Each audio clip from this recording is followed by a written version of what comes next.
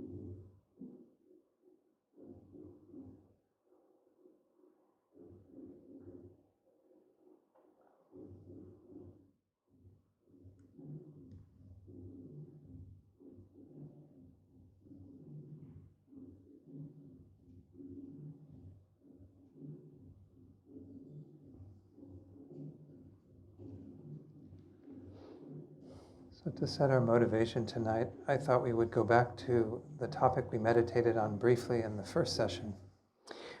И по поводу мотивации на сегодняшний вечер, я хотел бы вернуться к той теме, о которой мы уже вкратце размышляли в первый день. And that's where I encourage you or invite you to take a look at what you find to be your most troubling, harmful habit or tendency. Когда я попросил вас найти у себя самую тяжелую, да, самую проблемную тенденцию или склонность. And another word we might use is affliction or delusion. Другими словами, какую-то беспокоящую болезненную эмоцию или какое-то омрачение. But what mental habit do you have that gives you the most difficulty in your life? Какая ментальная привычка, которая у вас есть, приносит в вашей жизни самые большие проблемы?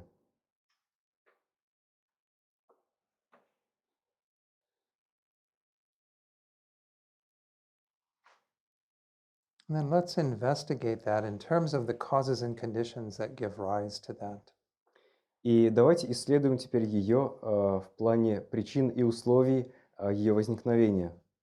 This is just an exercise to help us to examine a particular problem that we have in the light of the teachings we looked at the last few nights. Это просто упражнение, когда мы рассматриваем ту проблему, которая есть именно у нас в свете тех инструкций, которые мы получали, тех учений, которые мы получали вчера. So we'll examine each of these 6 causes very briefly in terms of that specific habit that you're looking at. Мы вкратце рассмотрим все эти 6 причин с точки зрения той привычки, той негативной ментальной привычки, которая у вас есть. So first of all, understanding that you have the sort of karmic imprint or the seed for that particular habit to arise. Сначала вы думаете о том, что у вас есть кармический отпечаток или кармическое семя, из которого возникает эта негативная привычка. And each of us has within our own minds these imprints that come from prior lives. И у каждого из нас в уме есть такие отпечатки, которые идут из прошлых жизней. They also can come from this life, and they're created every time that we have that particular negative state of mind. Они также возникают у нас и в этой жизни, да, длятся в этой жизни и появляются каждый раз, когда у нас они создаются и усиливаются каждый раз, когда у нас появляется то или иное беспокоящее состояние ума. So with regard to that negative state that you're thinking about, you have the propensity, the potential for that to arise in your own mind. Поэтому в отношении той негативной привычки, о которой вы думаете, у вас есть определенная склонность или определенный потенциал к тому, чтобы она возникала в вашем потоке ума. But it doesn't arise in isolation. It needs the second cause, which is an object that will trigger it. Но она не возникает сама по себе, она нуждается в объекте, который ее активирует. So think about what are the particular objects that cause that harmful habit or negative state to arise in your mind. Подумайте, какие объекты активируют эту беспокоящую эмоцию, из-за каких объектов она появляется в вашем уме.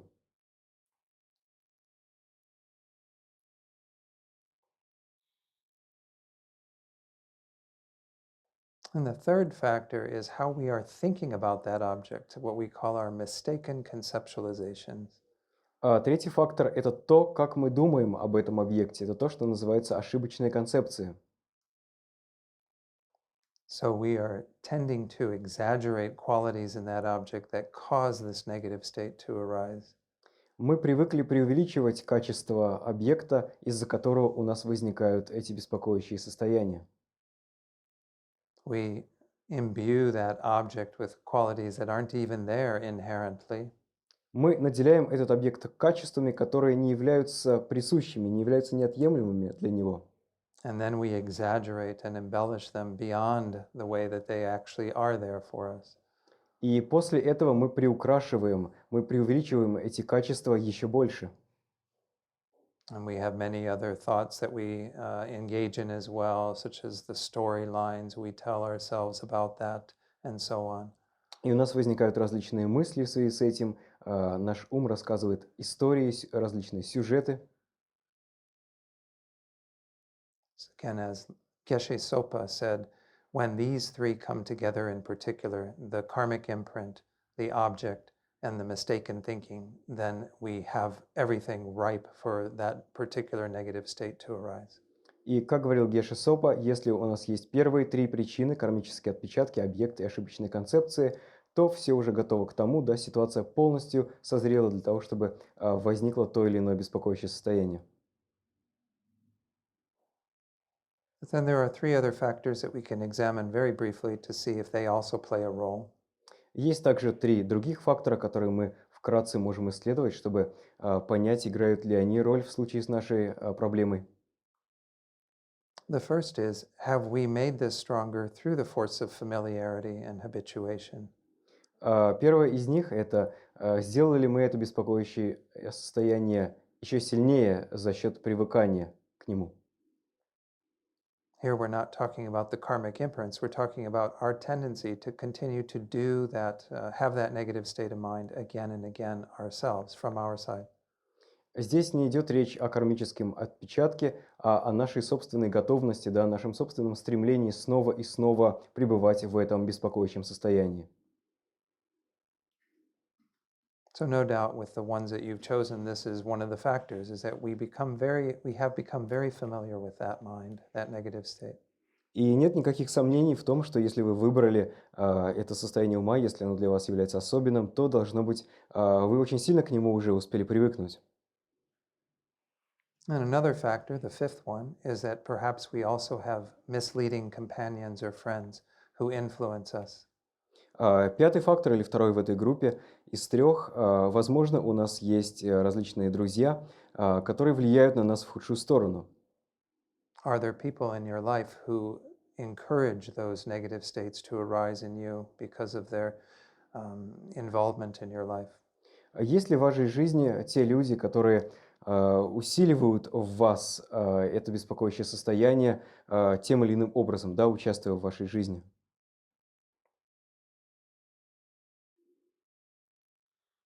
And then the last factor, the sixth factor, is following false teachings. И последний, шестой фактор – это следование ложным учениям. And again, this isn't just formal teachings that we receive, this is also the way that the media and all the various influences in our society come into our lives and affect us. И опять же, речь идет не только о формальном получении учения, но и о том, как на нас действует общество в целом, средства массовой информации и так далее. So to what extent do you have that negative state recurring because of that influence of these external factors? А в какой степени это состояние снова и снова появляется у нас, да, насколько часто оно появляется у нас снова и снова из-за того, что мы оказываемся под влиянием вот таких вот внешних обстоятельств.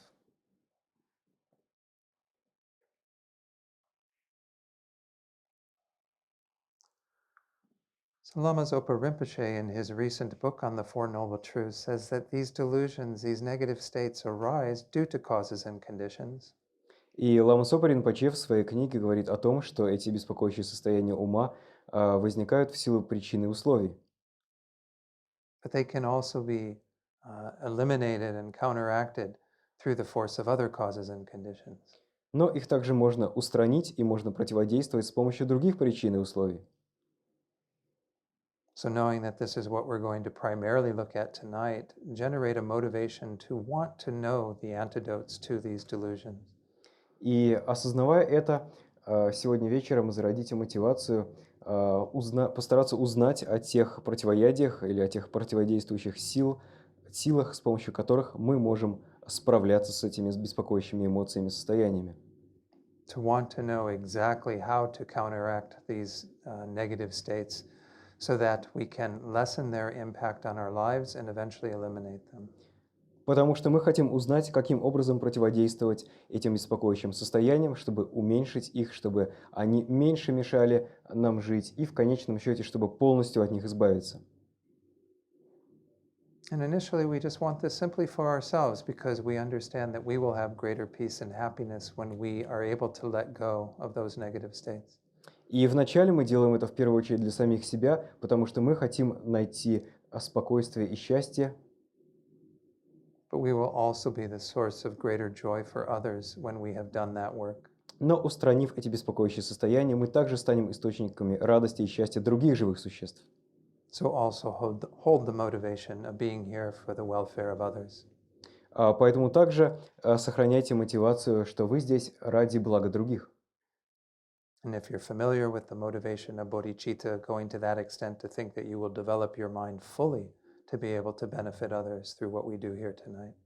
А если вы знакомы с бодхичиттой, то зародите ее, это намерение полностью раскрыть свой ум, потенциал своего ума, чтобы наилучшим образом помогать другим. And then when you're ready, you can open your eyes fully. И когда вы готовы, вы можете полностью открыть глаза. Okay. So in the meditation that I just led you, and I decided to go through those 6 points simply because I didn't want to have to do too much review as well, because even though there might be a few new people in the room, I want to spend most of the time on new material tonight. И мы, в частности, сделали эту медитацию на 6 причин, включили 6 причин в зарождение нашей мотивации, потому что я не хочу слишком подробно повторять весь вчерашний материал. Может быть, есть несколько новых людей, конечно, сегодня, но мне хотелось бы сегодня продолжить и закончить, да, успеть закончить весь тот материал, который остался. So hopefully all of you have the outline of this course, and we're going to be tonight looking mostly at the second and third of the 3 difficulties. Итак, я надеюсь, что у всех вас есть эта схема. Сегодня в основном мы будем рассматривать вторую и третью трудные тренировки. So the very first difficulty is that we do need to know what these negative states are. Sometimes we actually don't even perceive them as negative. Первая из этих 3 трудных тренировок – это понять, что это за беспокоящие эмоции, идентифицировать их, потому что часто мы даже не знаем, в чем именно проблема. For example, the mind of attachment is all about chasing those things that we find very pleasurable, so it actually seems to be an agreeable mind. Например, привязанность – это состояние ума, которое преследует приятные объекты, и в общем и целом люди считают его вполне допустимым и уместным состоянием ума. But it is a disturbing state of mind, meaning it does not allow our mind to rest in peace. Но это беспокоящее состояние в том смысле, что оно не позволяет нашему уму сохранять умиротворенность. And moreover, that delusion of attachment and all the other delusions frequently cause us to engage in actions, karma. И более того, эта беспокоящая эмоция, привязанность и другие беспокоящие эмоции и состояния вынуждают нас совершать определенные действия, которые накапливают карму. So in this way, these are all negative states that we want to identify and then find ways to address. Таким образом, все это беспокоящие состояния, которые мы хотим научиться идентифицировать и каким-то образом работать с ними. So as part of that discussion of identifying the delusions, the afflictions, we looked at these 6 causes that we just reviewed. И как раз в том числе для того, чтобы научиться идентифицировать беспокоящие эмоции, мы рассмотрели 6 причин их возникновения. And I'll be making reference to some of these points as we go on to the second and third difficulties. И я буду возвращаться к некоторым из этих пунктов, когда мы будем рассматривать вторую и третью трудные тренировки. So we began our discussion of the second difficulty, counteracting the afflictions, last night. Вчера мы уже начали рассматривать вторую трудную тренировку, то есть противодействие беспокоящим эмоциям. We talked about the skills that we need to address the afflictions. Мы поговорили об определенных навыках, которые нам необходимы для того, чтобы с ними работать. Recall that the first of those is we need to be willing to do that. We need to want to do that work. Первый из которых то, что у нас должна быть готовность, да, желание, активное желание заниматься этой работой. We also need the skills of mindfulness and introspection that we develop through our meditation. Нам также нужны навыки памятования и бдительности, которые мы развиваем с помощью медитации. And then finally, let me go back up to this one. Just had a momentary lapse of memory. И, наконец, We need a desire to be kind of inquisitive, to question and see what's going on in our minds and respond differently. и также нам нужно любопытство, да, нам нужно желание исследовать, задавать вопросы, что происходит в нашем уме. And actually, while I've gone back a little, maybe I'll share this quote from Viktor Frankl. Many of you know of Viktor Frankl, who was a survivor of the Holocaust, who was in Auschwitz. И раз уж я вернулся назад, я также приведу цитату из Виктора Франкла. Вы, наверное, многие его знаете. Он прошел Холокост, да, он выжил, он был в лагере Аушвиц.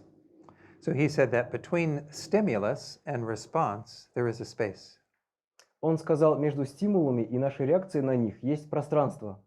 In that space is our power to choose our response. И в этом пространстве мы способны выбрать нашу реакцию. And in our response lies our growth and freedom. И в этой реакции и заключается наш рост и свобода. That's a very Buddhist quote from somebody who is not Buddhist at all. Это очень буддийская цитата человека, который сам совершенно не был буддистом.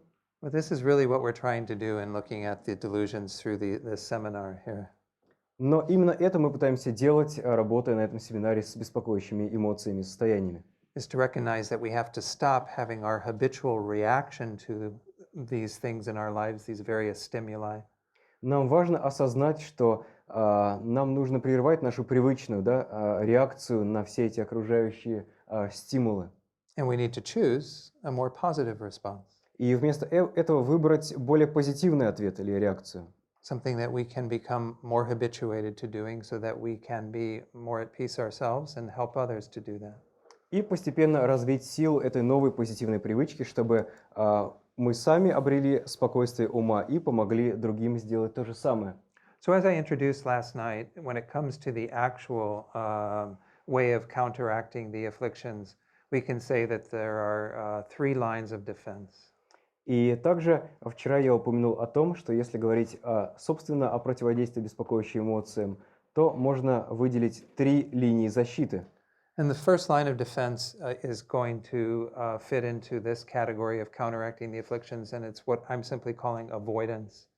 И первая стратегия работы с беспокоящими эмоциями, первая линия защиты, это то, что можно простыми словами назвать избегание.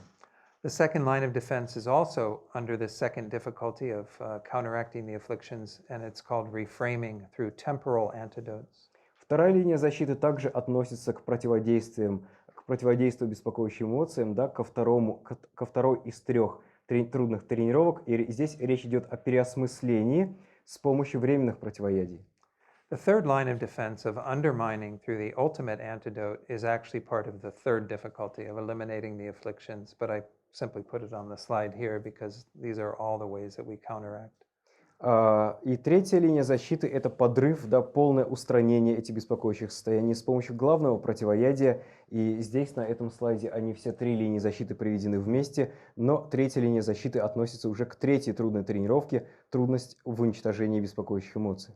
So we can certainly counteract the afflictions through the ultimate antidote, but this is how we actually get rid of them entirely, eliminate them. Мы можем полностью устранить, полностью подорвать беспокоящие эмоции с помощью главного, с помощью основного абсолютного противоядия. И это как раз окончательный способ, как с ними расправиться. So I kind of touched on this first line of defense a little bit in the previous evenings. В предыдущие дни я вкратце рассказал о том, как применять стратегию избегания, первую линию защиты. Considering that we have those first 3 causes of the 6 that are absolutely necessary for us to have these negative states arise. Учитывая, что из первых 3 причин беспокоящих эмоций, которые необходимы для того, чтобы беспокоящие эмоции возникли, We can ask the question, how do we counteract each of those 3? мы можем рассмотреть первые 3 причины с точки зрения того, как мы можем устранить каждую из них. So I, again, talked a little bit about this in the previous evening, but in regard to the first one, the karmic imprints, we can't get rid of those until we have the more ultimate antidote. И я уже упоминал об этом вчера, что если говорить о первой из причин, о кармических отпечатках, мы не можем избавиться от нее до тех пор, пока полностью не устраним беспокоящие эмоции с корнем с помощью главного абсолютного противоядия. So we're going to set that one aside. We have the second and the third, the object and the mistaken conceptualizations that we're going to mostly deal with here. Поэтому у нас остается только объект и ошибочные концепции, с которыми мы и имеем дело на данном этапе. And the first line of defense works primarily with the object. Первая линия защиты – это в первую очередь мы работаем с объектом. And I call this avoidance because we essentially have to remove the influence of that object in our lives. Я называю это избегание, потому что смысл здесь в том, чтобы уменьшить влияние этого объекта на нашу жизнь. So the one example I gave the other night was when you have someone who's an alcoholic who needs to stay away from the alcohol. Пример, который я приводил вчера, например, если есть алкоголик, и он хочет бросить пить, So if we have a particular negative state that is triggered by a specific object, we need to initially stay away from the object. то ему не нужно общаться с теми людьми, которые пьют. То есть стратегия здесь в том, чтобы дистанцироваться от тех объектов, которые вызывают в нас ту или иную беспокоящую эмоцию или состояние. So what is the problem with this particular antidote? В чем проблема в данном случае? В чем проблема в случае с этим противоядием? Anyone? Кто-нибудь может сказать? Ну, мне кажется, избегание, оно нерационально, потому что тогда ты не можешь в полной мере помогать окружающим людям. То есть, например, алкоголик, который избегает алкоголиков, он не может им помочь, тоже избавиться от вредной привычки. Повторить на камеру? Не надо. I think the problem is that if we want to avoid objects, then, for instance, we cannot help others. Like in the case with the alcoholic who stays away from other alcoholics, he cannot help them. This is good. This is very good. Thank you. Да, хорошо, спасибо. Yeah. Владимир. Мы просто не можем зайти в магазин, тут же столкнемся с объектом. We cannot enter a shop because in this case we will immediately face the object. Okay. Yes, in the back. Самая большая проблема в том, что человеку очень сложно сменить круг общения. То есть, если он общается, бывает в определенном кругу, то, значит, у него наработывается определенное привыкание к этим людям и с ними знакомство. Чтобы сменить это, избегать алкоголя, он просто должен в новой среде оказаться, что достаточно сложно. Это самая большая проблема. The problem is that we also get habituated to people, and if we already have a circle, in order to break away, we might have to have another circle of people, but sometimes it's not very easy to find, and so that's why it's difficult. So again, these are good examples of why it's complicated to try to isolate ourselves from the object. Да, это хорошие примеры того, почему нам может быть трудно дистанцироваться от объекта. And to your point as well, it also limits what we can do in terms of interacting with others. И также, как вы отметили, это ограничивает нас, ограничивает нашу способность общаться с другими.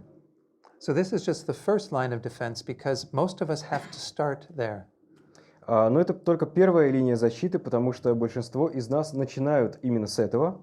And admit that we don't have the strength of mind to be around the object and not have the negative state arise. Мы признаем, что нам трудно находиться рядом с объектом, но при этом не переживать те или иные беспокоящие состояния.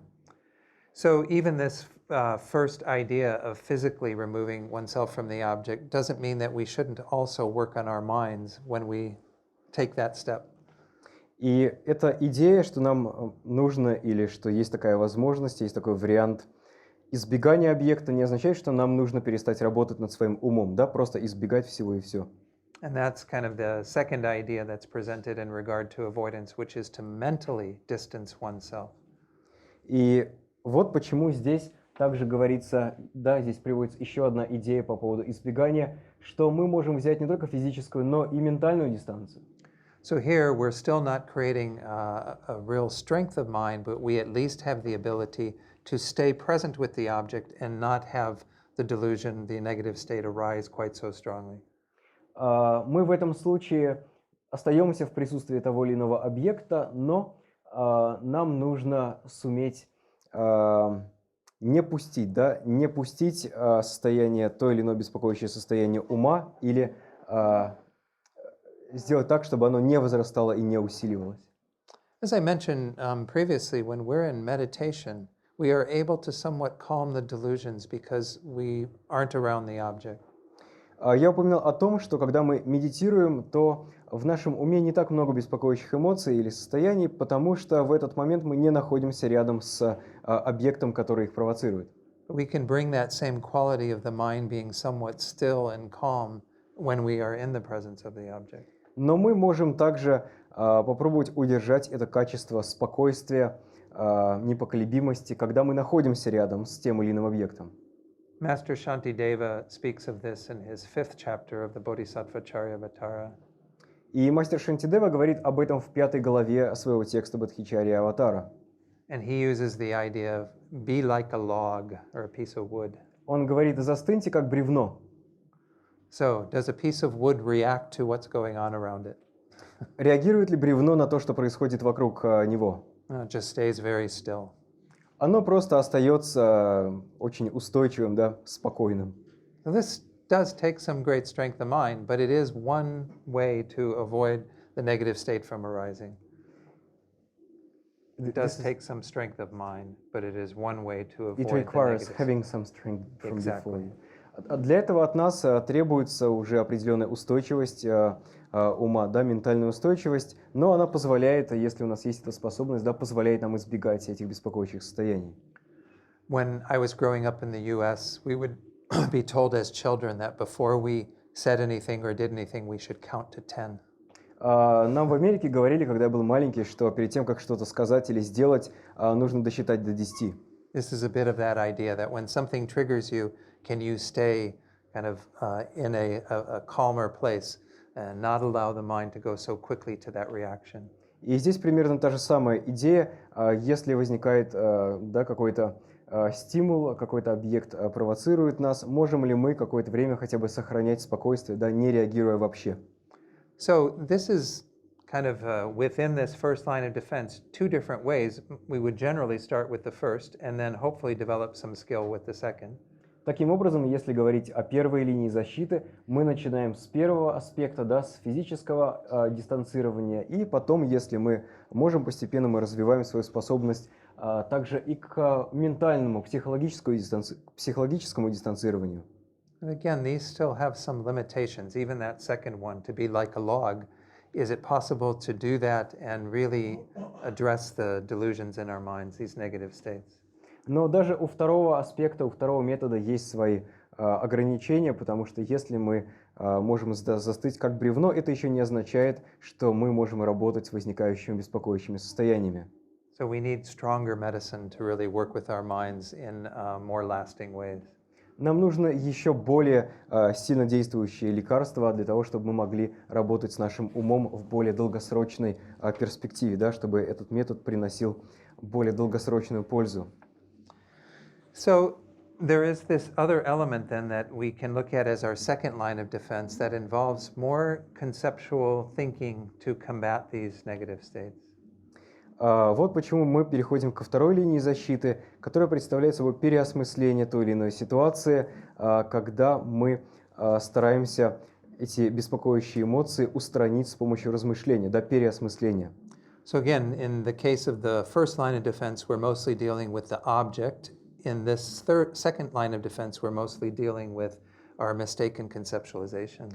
И если на первой линии защиты мы в основном имели дело с объектом, то в данном случае мы работаем с нашими ошибочными концепциями. And again, going back to what I talked about in the very first session, this is introducing more positive states of mind that will counteract the negative thinking. И я опять же говорил об этом в самый первый вечер, на первой сессии, что если мы развиваем положительные состояния ума, то они помогают нам преодолеть негативные. These are states of mind that are more in line with truth and that even have sometimes very positive qualities to them. Это состояние ума, которое находится в гармонии с реальностью, с истиной, и у них также есть положительные качества.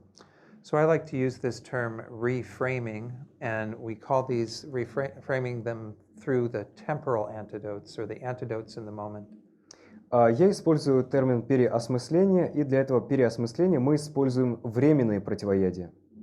So temporal antidotes, although there are some that are a bit general that can be used in a variety of the negative states, they often have a very targeted approach, meaning that they work against a specific negative state.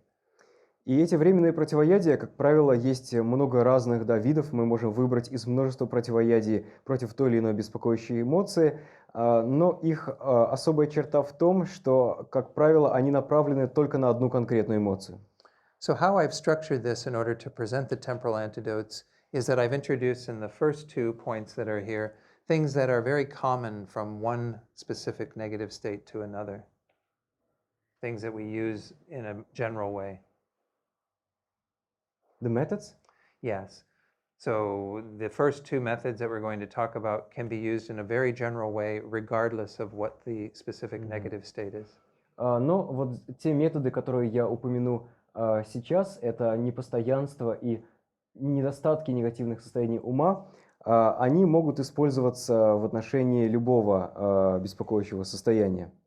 But then, as I was just saying a little while ago, we also have what we call very specific antidotes that are really directed just at that particular affliction or negative state. Но помимо этого есть и другие методы, другие противоядия, которые направлены именно на данное конкретное, на то или иное беспокоящее состояние ума. So this will become clearer as I go through several examples. Я сейчас приведу несколько примеров, это станет понятнее. But let me talk about these first two that are general, that can be used against any negative state pretty much. Я начну как раз с этих более общих методов, которые можно применять для любой беспокоящей эмоции, более-менее.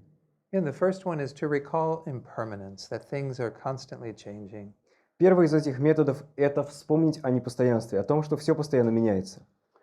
So frequently when we have these negative states present, besides having some of these mistaken conceptualizations that we've talked about, they also are very much clinging to things as if they weren't changing at all. Очень часто, когда у нас возникают те или иные беспокоящие эмоции, помимо тех или иных ошибочных концепций, да, преувеличения качества этого объекта и так далее, у нас возникает чувство, что этот объект вообще не меняется. So why do we get upset at a particular thing is because we think it's going to be there in an unchanging way.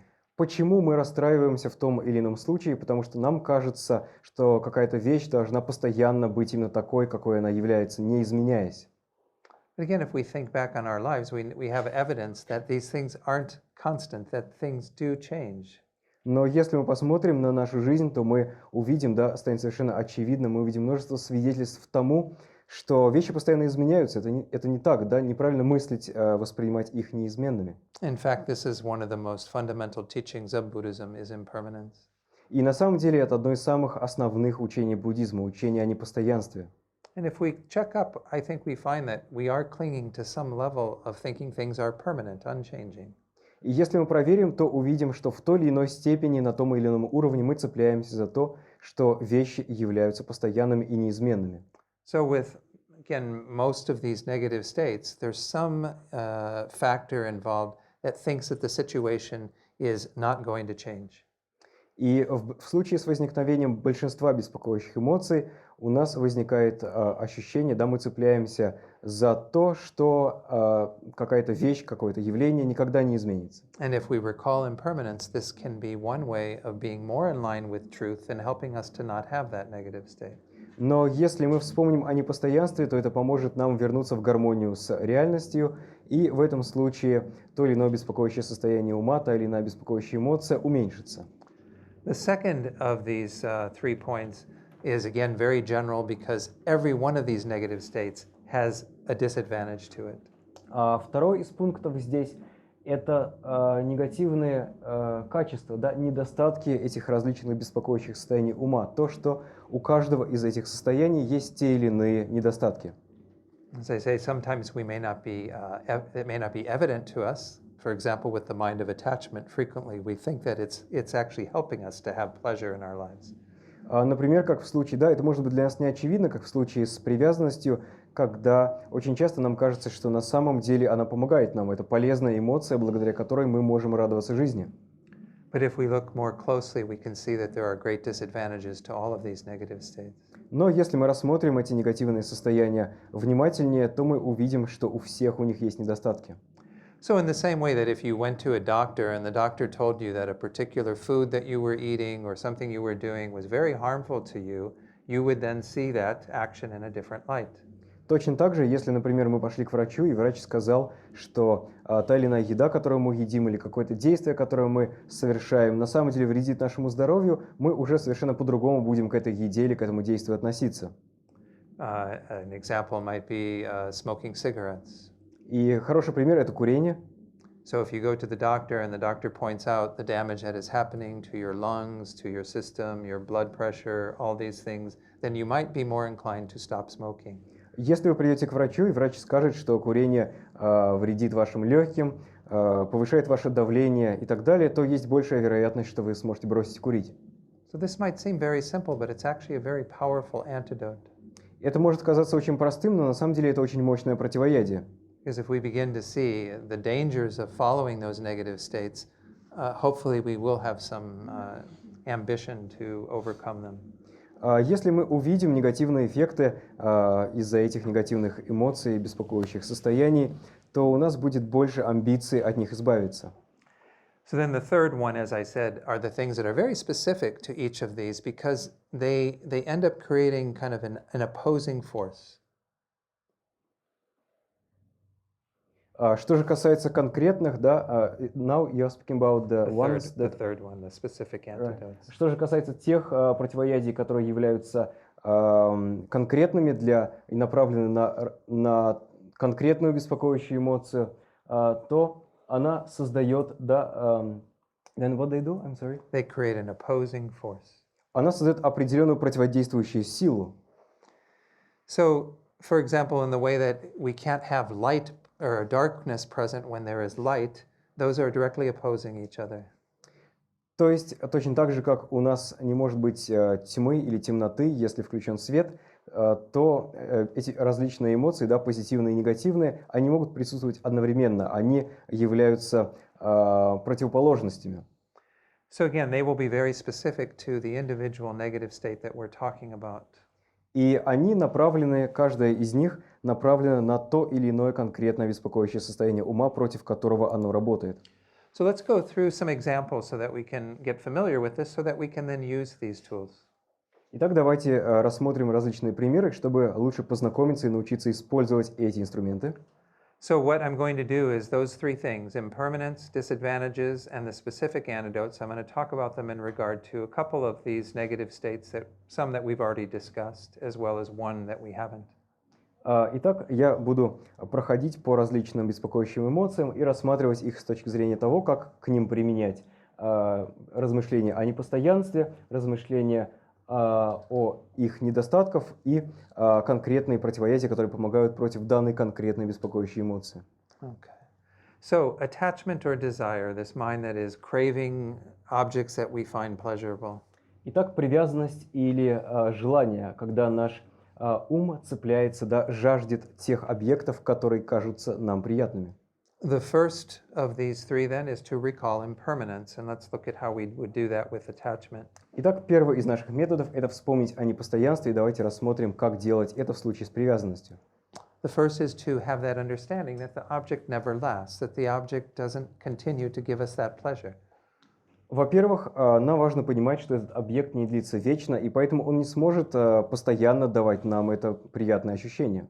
Remember the other night when I mentioned the cake that we had when we were 5 years old that isn't giving us any pleasure now. Помните, я говорил о том, что если мы съели торт, когда нам было 5 лет, то сейчас уже в данный момент он не приносит нам никакого удовольствия. We ate that cake then and it gave us pleasure, but then we had to have another piece of cake to get pleasure. We had to have another piece to get pleasure. Мы съели торт в тот момент, и мы почувствовали какое-то удовольствие, но потом, чтобы почувствовать это удовольствие снова, нам пришлось съесть еще один кусок, еще один и так далее. So these transitory experiences that we have with these pleasurable objects aren't creating any lasting happiness. Эти временные ощущения, временное удовольствие, которое возникает у нас, когда мы встречаемся с приятными объектами, не длится долго. And that's because of the nature of impermanence. Потому что все явления по своей природе непостоянны. The other point in regard to recalling impermanence is to also see that there's an uncertainty to whether that object gives us the pleasure that we desire. По-другому мы можем размышлять о непостоянстве, думая о том, что нет никаких гарантий, какое именно ощущение мы испытаем, какое именно чувство у нас появится, когда мы снова встретимся с этим объектом. So, as an example of this, we can still use the cake, but if you were to have a piece of cake when perhaps you were grieving or having a really hard time not feeling so well. Например, если брать тот же самый кусок торта, к примеру, он окажется перед нами, когда мы очень сильно чем-то опечалены или плохо себя чувствуем. It might not bring much pleasure at all. Возможно, даже если мы его съедим, мы не почувствуем большого удовольствия. because our minds are so heavy that it doesn't have the ability to give us that pleasure. Наш ум находится в настолько тяжелом состоянии, что торт просто не сможет, да, у него нет способности дать нам даже небольшое удовольствие. So in this way, it is uncertain that we're going to get what we want from those objects of attachment. Таким образом, нет никаких гарантий, что мы получим то, что мы хотим от этих объектов привязанности. So if we leave aside cake and we talk about people in our lives that we are attached to, we see that that's often the case. И точно так же, если забыть о торте и подумать о тех людях, к которым мы привязаны в нашей жизни, то здесь то же самое. Очень часто происходит то же самое. Sometimes the people that we have in our lives because we like them very much make us happy, and sometimes they make us very miserable. Иногда те люди, которые нам очень нравятся и которые есть в нашей жизни, приносят нам удовольствие, делают нас счастливыми, а иногда они заставляют нас страдать. Again, we can see how often we have the expectation, we talked about expectations, that the person is going to continue to always make us happy.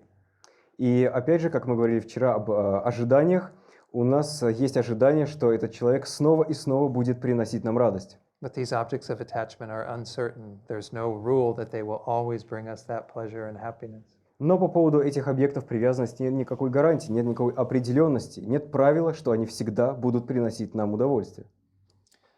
Let's look at the second of these ideas to reflect on the disadvantages. And here we'll use again attachment or desire.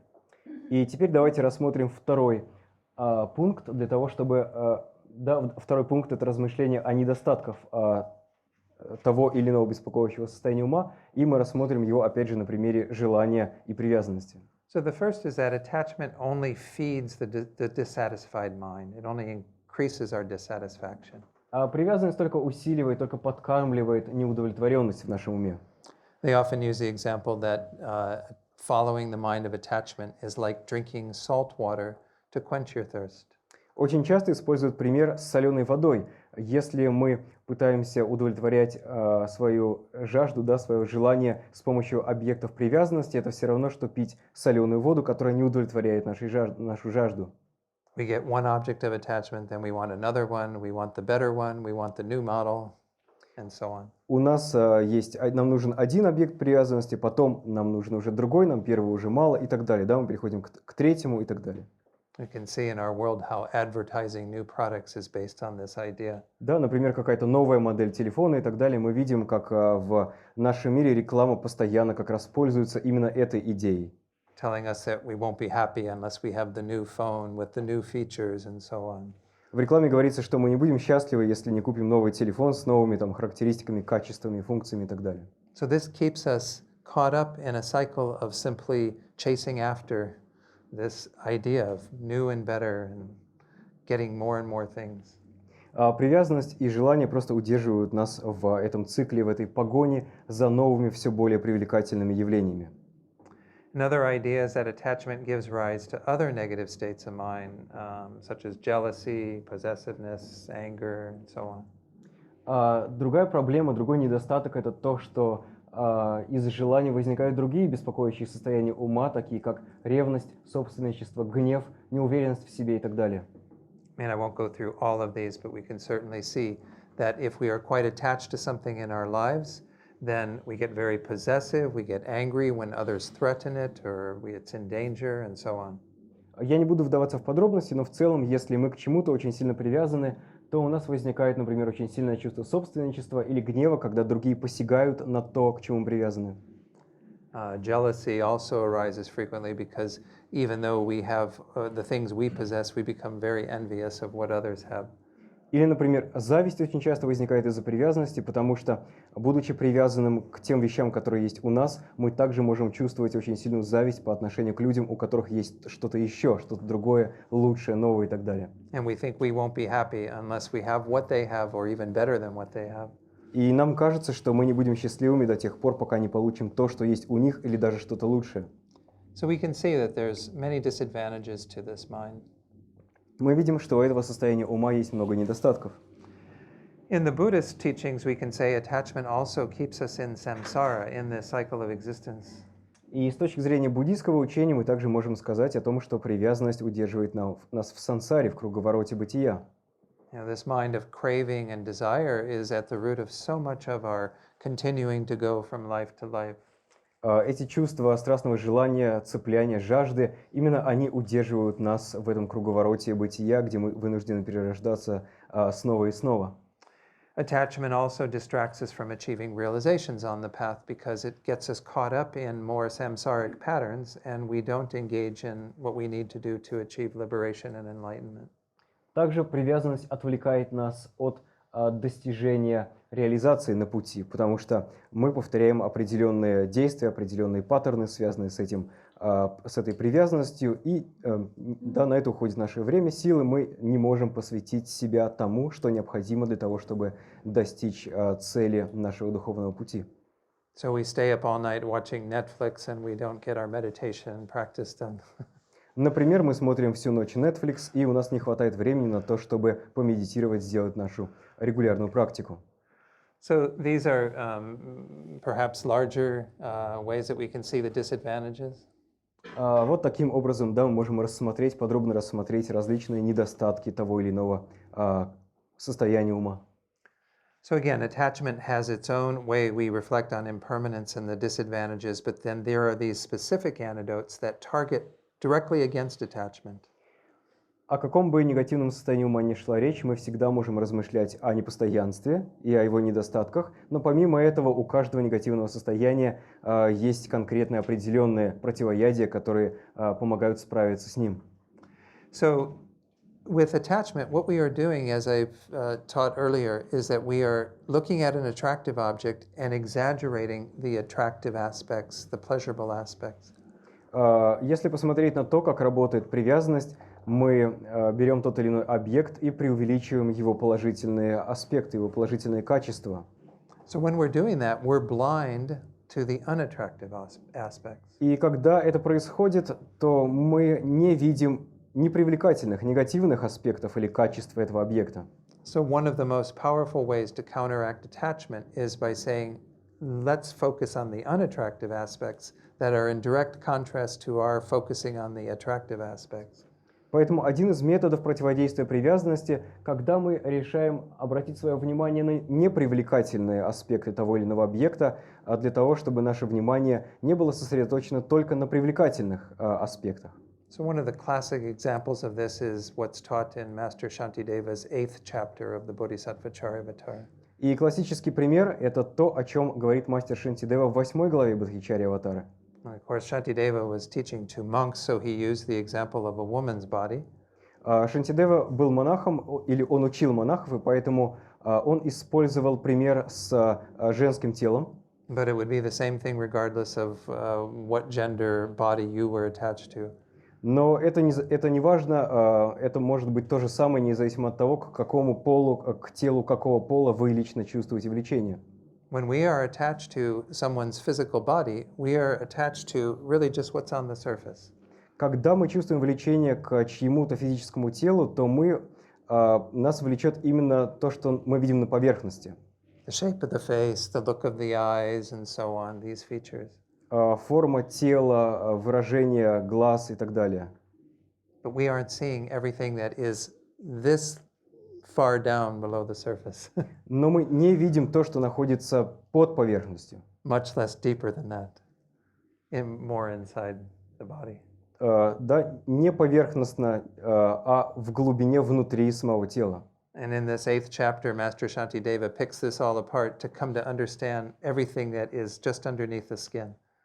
И в 8 главе Шантидева как раз подробно разбирает, что находится под кожей. So if we were to remove just that much skin from the body, we would find it very repulsive. Если убрать очень тонкий слой кожи с тела, мы найдем тело очень непривлекательным. Right? Everyone agrees? Да, все согласны или кто-то не согласен? There are, again, this is one way to counteract our strong attachment to something that we're not seeing the whole picture.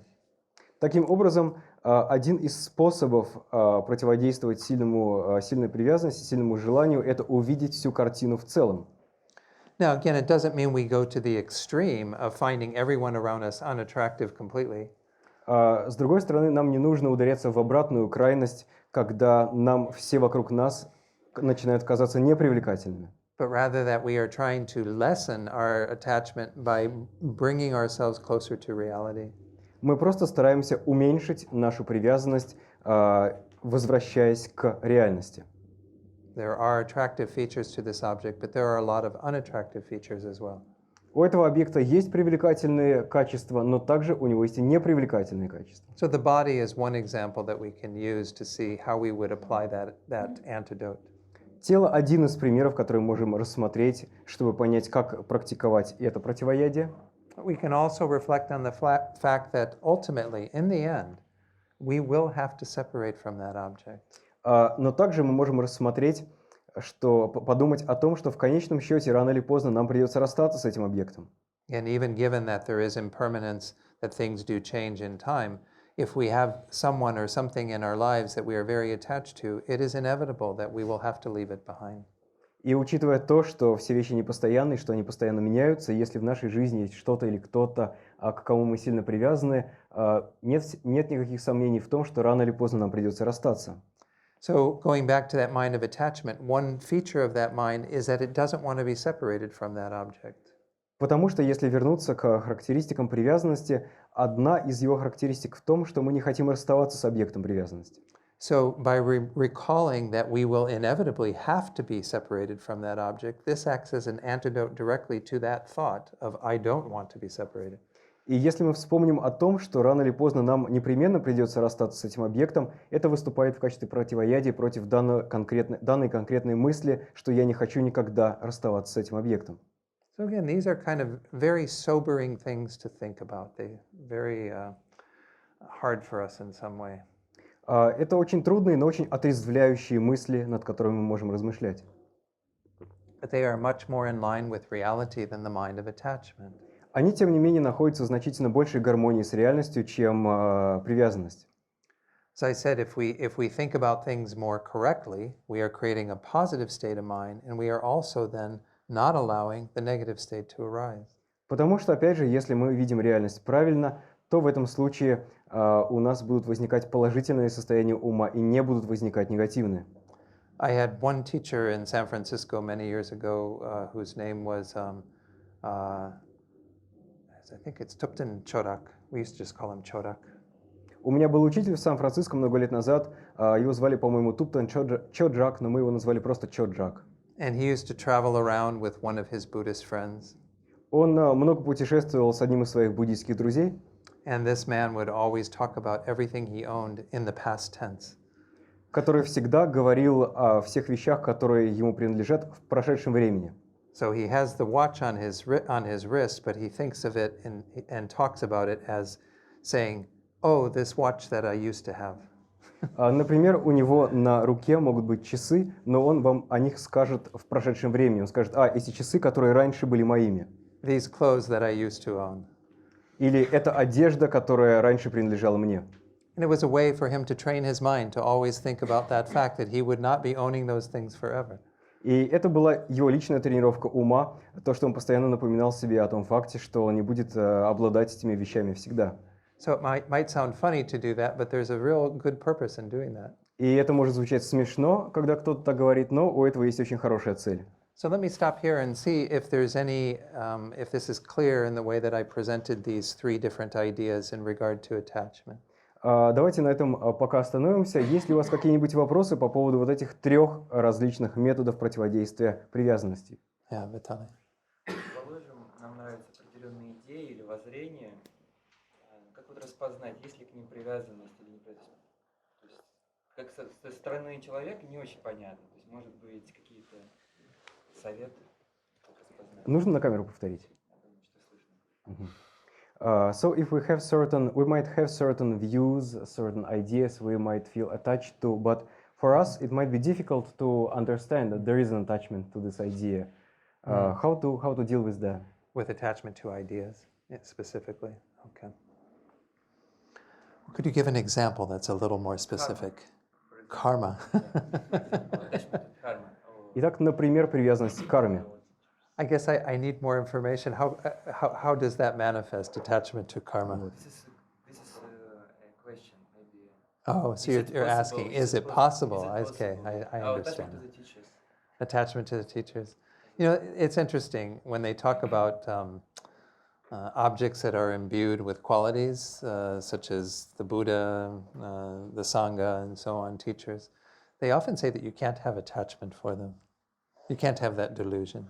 Итак, если не говорить о каких-то конкретных примерах, да, а поговорить, отвечать в целом на вопрос, возможно ли привязанность к каким-то идеям или, например, к учению о карме и так далее, или к учителям.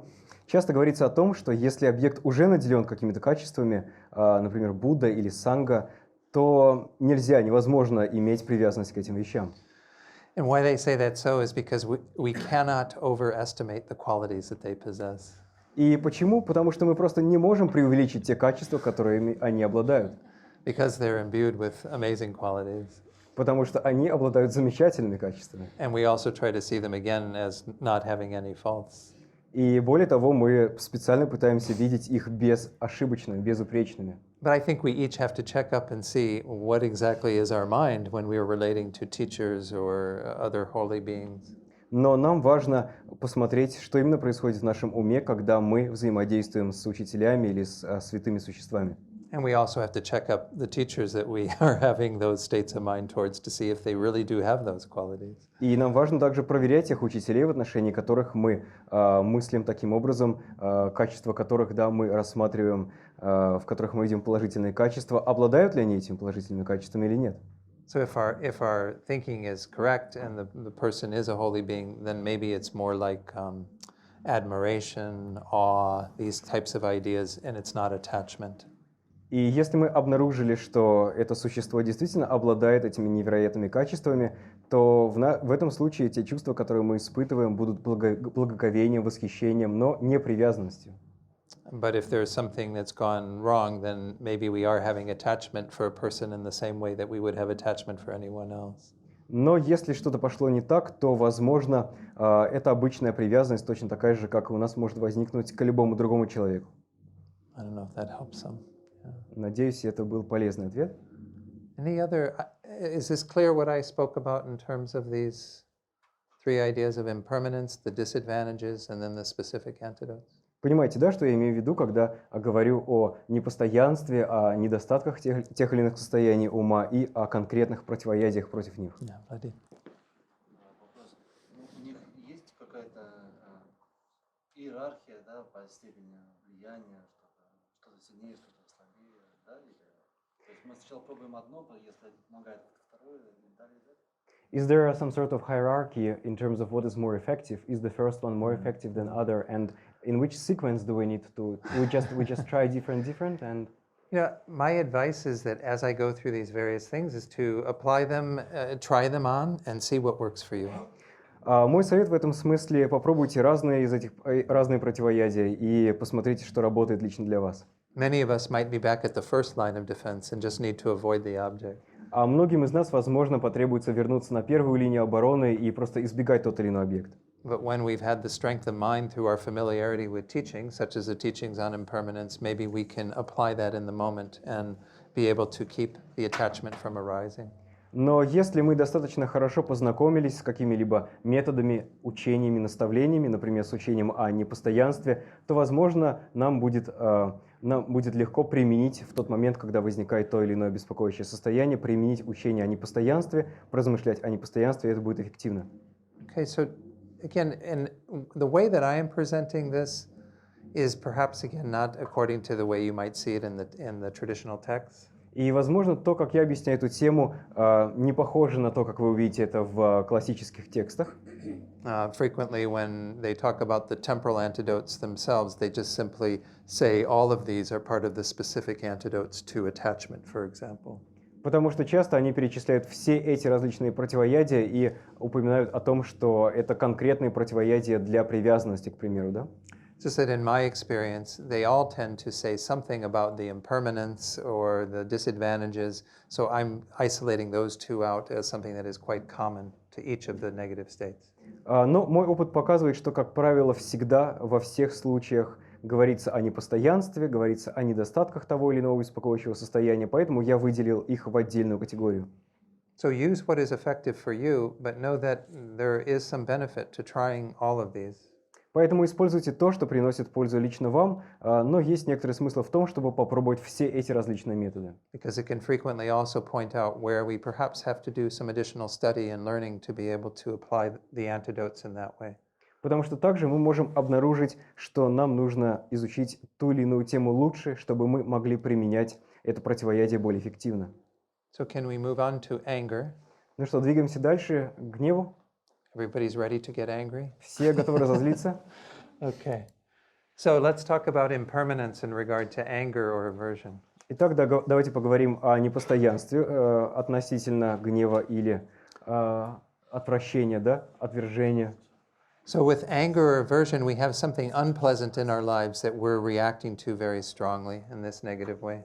Итак, мы чувствуем гнев или отвращение в отношении какого-то объекта, который нам кажется негативным, да, который нам не нравится.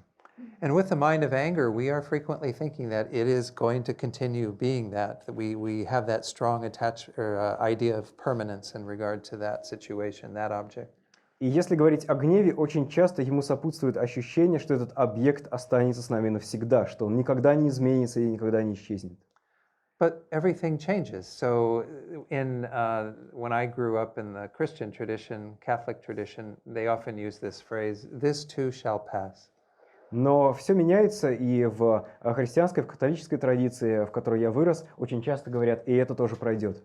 That means that even the most difficult situation we face doesn't continue forever. Это означает, что даже самая трудная ситуация, с которой мы сталкиваемся, не будет продолжаться вечно. And look at your own life and the times when you have been very, very angry. You don't have that anger right now because the situation changed. Вы можете вспомнить свои собственные жизни, когда вы сильно разозлились, а вы уже больше не злитесь, потому что ситуация изменилась. So that's pretty obvious, I think. We can go on to look at the disadvantages. Это довольно очевидно, и давайте посмотрим на недостатки гнева. And there's a number of these. I'll go through a few, but these also can be somewhat obvious. И их довольно много, я пройду по некоторым, которые вполне очевидны. As I said, attachment, it's hard to see the disadvantages sometimes because it's about getting what is pleasant in our lives. В случае с привязанностью намного труднее увидеть ее недостатки, потому что здесь речь идет о том, как заполучить какую-то приятную вещь. But there's very few of us in the room who really enjoy being angry. Но вряд ли в этой комнате много людей, которые по-настоящему наслаждаются гневом. Maybe none of us. Может быть, даже никто из нас. So the very first one is to think about how anger has the immediate negative effects on both our bodies and our minds. Итак, первый недостаток – это если мы рассмотрим тот немедленный эффект, который гнев оказывает на наше тело и на наш ум. The adrenaline begins to pump through the body. We start getting very red in the face. Heart beats very fast. And then our minds get very confused. У нас начинает выделяться адреналин, лицо краснеет, учащается сердцебиение, и также наш ум, да, становится более неясным. So we know that this is the case. Мы знаем, что это так и есть. But we can also see that this has a negative effect on the people around us. Также мы можем видеть, что это оказывает негативное влияние и на людей, которые находятся вокруг нас. It can upset them and even cause us to harm them. Они могут расстроиться, или мы даже можем причинить им тот или иной вред. So again, this is somewhat obvious, but it's important to recall that. Это довольно очевидно, но важно об этом помнить. Anger also, it's said in the traditional teachings, can destroy much of the positive karma energy that we've created. Также традиционно в учениях говорится о том, что гнев может уничтожить значительную часть положительной кармы, которую мы создали до этого. Anger is said to be the most destructive of the negative states. Говорится о том, что гнев – это самое разрушительное из всех этих негативных состояний ума. They say it is like a small spark that can create a huge fire. Говорится о том, что он подобен маленькой искре, из которой может разгореться огромное пламя. And in that way, it can burn up much of the very positive potential we've created very quickly. Это пламя может очень быстро сжечь огромное количество положительного потенциала, который мы накопили до этого. And even if we don't believe in karma, we can certainly see how destructive anger can be to our relationships with others. И даже если мы не верим в карму, мы можем видеть, насколько разрушительным гнев может быть для наших отношений с другими. Even in families where sometimes people have spent decades with each other, one moment of anger can mean they never talk to each other again. И люди могут прожить друг с другом десятилетия, но в какой-то момент просто перестать разговаривать из-за одной вспышки гнева. our friendships get ruined, and we often have people leaving us, going out of our lives. Мы можем потерять друзей, они могут покинуть нас, да, уйти из нашей жизни. The last one is that anger keeps us from cultivating many of the positive qualities that are so useful for us and others, love, compassion, and so on. И также последний недостаток гнева, последний в этом списке, то, что он мешает нам развивать положительные качества, такие как любовь, сострадание и так далее. So it keeps us from making real spiritual progress because we have to be able to get through some of those barriers and learn to have love and compassion for all beings. Это мешает нашему духовному прогрессу, потому что гнев создает барьер к тому, чтобы мы развивали любовь и сострадание к другим. And no doubt there are many other disadvantages of anger. И без сомнения есть много других недостатков гнева. So let's look at a few of the specific antidotes to anger. И теперь давайте посмотрим на конкретные противоядия от гнева. So when we have a particular object in our life that is bringing us to that state of anger, Если у нас есть какой-то определенный объект, который вызывает в нас чувство гнева, a moment of suffering or an unpleasant experience, это может быть какой-то момент, когда мы страдаем, какое-то неприятное ощущение или переживание, that is evidence of the suffering, the dukkha of samsara. это напоминает нам, это выступает свидетельством того, что в сансаре мы испытываем дукху. So this is a reminder whenever we have things that potentially trigger our anger that we are dealing with an imperfect world. Каждый раз, когда окружающие объекты провоцируют в нас гнев, это напоминание нам о том, что мы находимся в несовершенном мире. And so a much more beneficial state of mind would be to renounce samsara, to move away from samsara on the evidence of that moment of suffering. И осознавая, да, принимая в качестве свидетеля этот момент страдания, мы принимаем решение, что будет лучше отречься от сансары. The second idea, again, this is still somewhat rooted in Buddhist teachings, but to reflect on karma, that it is impossible for you to experience this unpleasantness if you had not created the cause. И следующее противоядие, которое также основано на буддийских учениях, в частности на учении о карме, здесь говорится о том, что в учении о карме говорится о том, что мы не смогли бы испытать это неприятное переживание, если бы сами не создали его причину. So if we know that we are the responsible party for that, it should change our minds and keep us from getting angry. Если мы осознаем, что мы сами несем ответственность за возникновение этой эмоции, то это может позволить нам уменьшить, не гневаться на окружающие объекты. So as an example, if you were to go, when you wake up in the morning, you went out to your kitchen and the refrigerator door was open. Например, мы утром встаем, идем на кухню и видим открытую дверь холодильника. And you remember that you were the person who left the door open. И вспоминайте, что это вы оставили дверь открытой. Then you wouldn't get angry at anyone else, right? Тогда вам нет смысла злиться на кого-то еще. If you lived with other people, you wouldn't blame them. If you lived with other people, you wouldn't blame them for the refrigerator door being open. Если вы живете с другими людьми, то вы не будете обвинять их в том, что они открыли дверь холодильника. So karma is like that. We have left ourselves open to others harming us by our prior actions. И то же самое с кармой. Если другие люди причиняют нам вред в этой жизни, то мы сами своими предыдущими действиями открыли дверь этого холодильника. Again, but this doesn't mean that we get angry at ourselves. И это не означает, что нужно злиться на себя, But rather we if we're upset with anything, we're upset with the delusions, with the anger itself. Если уж и нужно расстраиваться, то нужно расстраиваться и злиться на эти омрачения, на гнев и так далее. And we recognize that we don't want to create that similar karmic pattern again. И размышлять о том, что мы не хотим больше создавать подобный паттерн. In this way, we actually encourage ourselves to be patient in the moment. И это помогает нам сохранить терпение в этот момент. And this is the third idea, is that this is actually a chance when we encounter something unpleasant to practice patience, that we need that opportunity. И как раз с этим связана следующая, третья идея, что если мы встречаемся с каким-то неприятным объектом или ситуацией, то нам нужна эта ситуация или этот объект для того, чтобы практиковать терпение. So for most of us in the room, most of the people that we have in our lives aren't testing our patience all the time. For most of us, that's not the case. Really? I said most. И для Maybe большинства, we take a show of hands. для большинства из нас, наверное, окружающие люди не создают такие обстоятельства, да, не проверяют ваше терпение постоянно.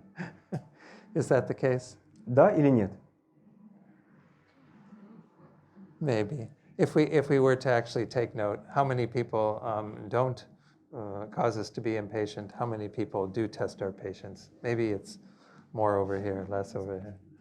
Может быть, если мы сделаем список, да, сколько людей проверяют наше терпение и сколько лет, нет, ну, может быть, будет как-то примерно одинаково, да, где-то больше здесь, иногда у некоторых людей будет больше в одном списке, у других в другом. So we need those people who push our buttons, who make it difficult for us so that we can practice patience, which is a very important virtue. Нам нужны те люди, которые нажимают, да, на эти кнопки, которые нас провоцируют, вызывают у нас гнев для того, чтобы практиковать терпение. And then with regard to people who are harming you, another idea is to try to put yourself in their place, to kind of be in their shoes. И также мы можем, если кто-то причиняет нам вред или беспокойство, мы можем попробовать поставить себя на место этих людей. Recall that there are many causes and conditions as to why we have our delusions. It's the same for the person who is harming us. Вспомните о том, что наши собственные заблуждения, наши собственные омрачения возникают в силу множества причин и условий, и то же самое происходит в умах тех людей, которые причиняют нам вред. Again, we don't know that person's whole story. We don't know everything that's influenced them in the moment to act in this way. So in that way, we have to be kind of seeing it from their point of view.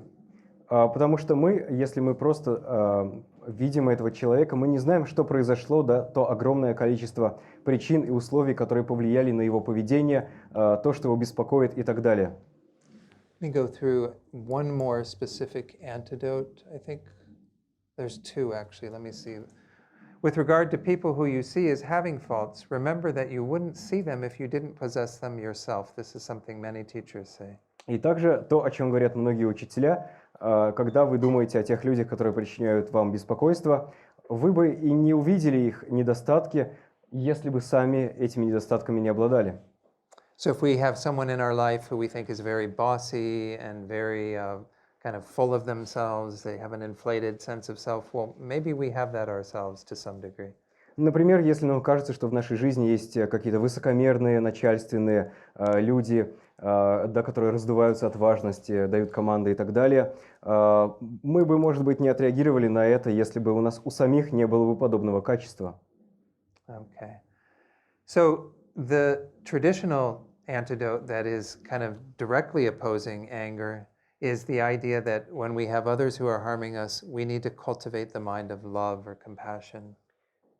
Если говорить о конкретных противоядиях, в учениях говорится о том, что в тот момент, когда у нас возникает гнев в отношении каких-то людей, нам важно развивать по отношению к ним любовь и сострадание, да, в качестве такого конкретного противоядия от гнева. And this is based on the idea that because that person is engaged in harming us, they will have consequences of those actions. И в частности, если мы подумаем о том человеке, который причинил нам вред, в конечном счете он сам испытает негативные последствия своего поступка. So our object of compassion is that person who will have to experience suffering in the future because of what they're doing now. И такой человек, который в будущем должен будет столкнуться с негативными последствиями своего действия, является объектом нашего сострадания. And if we also are dealing with somebody who doesn't have an understanding of the teachings that we've been exposed to, we can have even greater compassion. А если это человек, который просто не знает тех учений, с которыми встретились мы, то мы можем испытать еще более сильное сострадание. They don't know about the topics that we've discussed in this seminar, such as that there is the mind that is central, that is involved, that there are causes and conditions for the afflictions, and so on. Они просто не знают тех вещей, о которых мы говорили на этом семинаре, что все зависит от ума, что у нас есть различные причины и условия и так далее, да, причины, условия возникновения беспокоящих эмоций и так далее. Они просто об этом не знают. And most likely they have no idea of how to apply any type of antidotes when they are in the mind of harming another. И, скорее всего, когда у них в уме появляется намерение причинить другим вред, они ничего не знают про противоядие, про то, что можно с этим намерением что-то сделать.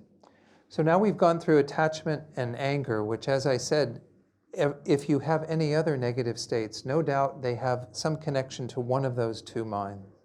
И если говорить о других состояниях ума, то, скорее всего, они так или иначе связаны с этими двумя основными, с привязанностью и гневом.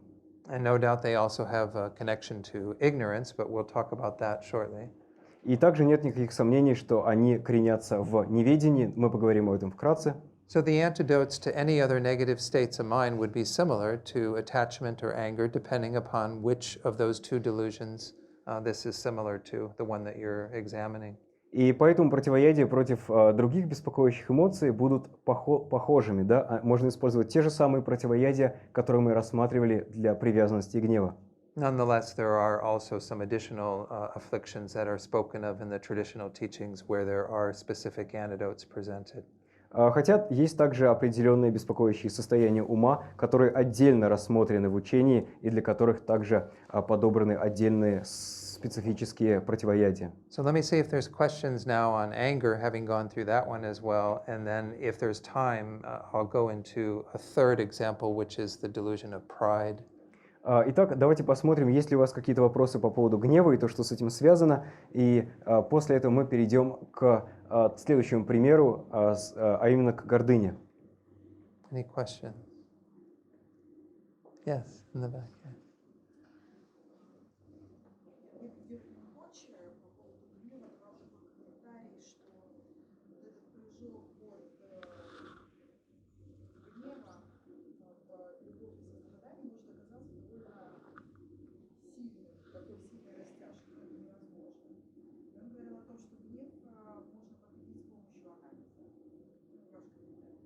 Мингюру Ринпоче, да? Итак, Мингюру Ринпоче говорил о том, что, может быть, трудно сразу совершить такой прыжок от гнева к любви и состраданию, и, может быть, имеет смысл в качестве противоядия от гнева использовать анализ. Мингюру Ринпоче said that sometimes it is difficult to jump directly from anger to love and compassion. Exactly. And in this case, it might be efficient to use analysis to counteract anger. And do you have specific advice in that regard that you would offer?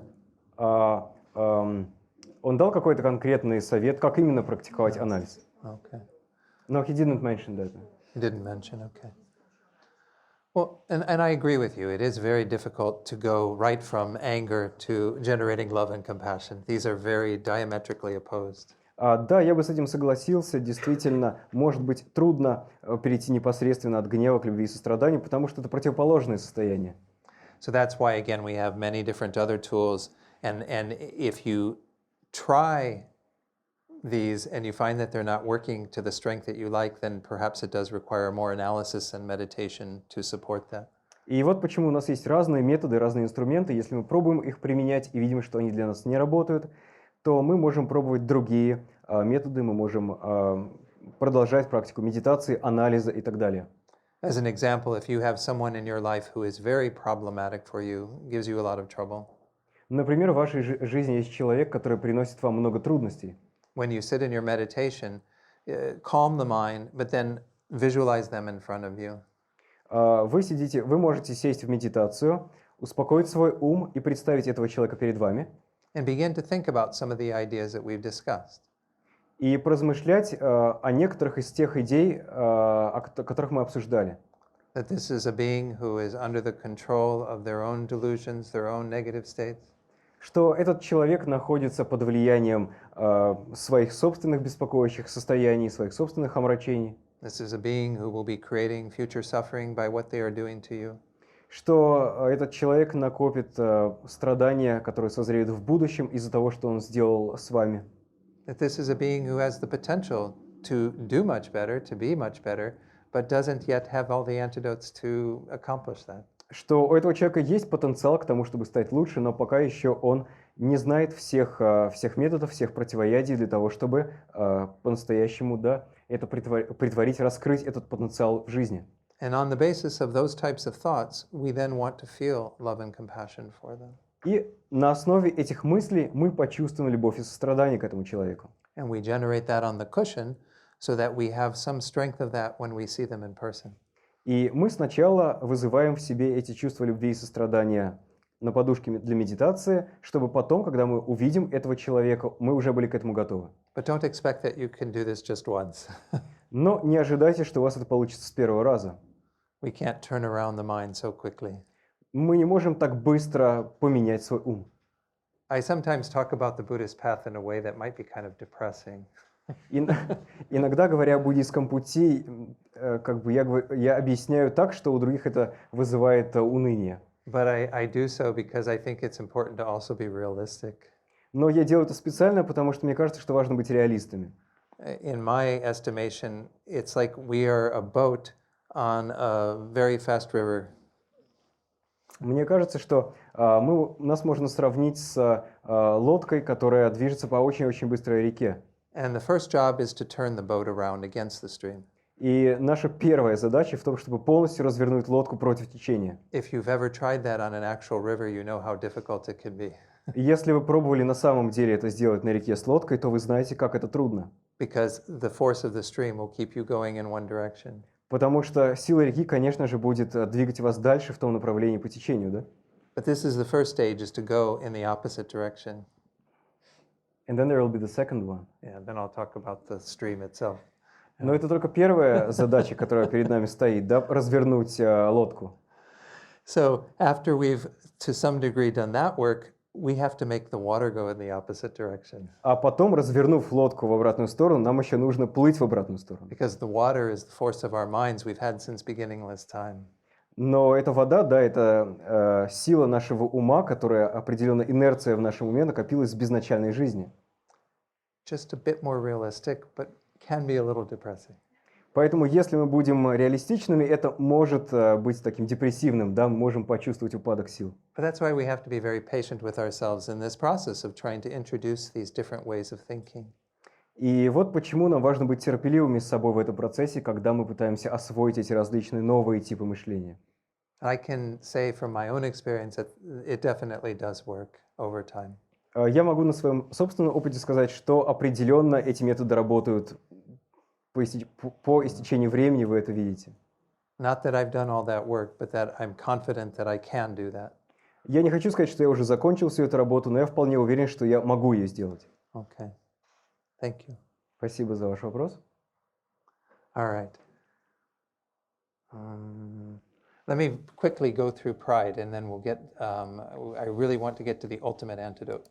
Я очень быстро рассмотрю гордыню, высокомерие, и после этого, потому что необходимо, да, после этого закончить с абсолютным, с главным противоядием. So again, by pride, we mean this idea that we sort of puff up our idea of ourself, we inflate our idea of ourself on the basis of whatever qualities. Под гордыней в данном случае имеется в виду раздутое чувство своего «я» на основании тех или иных качеств, которыми мы обладаем. And sometimes this can be in regard to what we know, the knowledge we have, or the things that we possess. Это может быть иногда на основе, например, наших знаний или того, что у нас есть, нашей собственности. So the first idea to reflect on impermanence is to say all of that is subject to change. Опять же, первая идея – поразмышляйте о непостоянстве, о том, что все это может измениться. So that's, again, pretty evident. Это вполне очевидно. The disadvantages of pride. A prideful person has no space to learn anything. Далее, недостатки гордыни.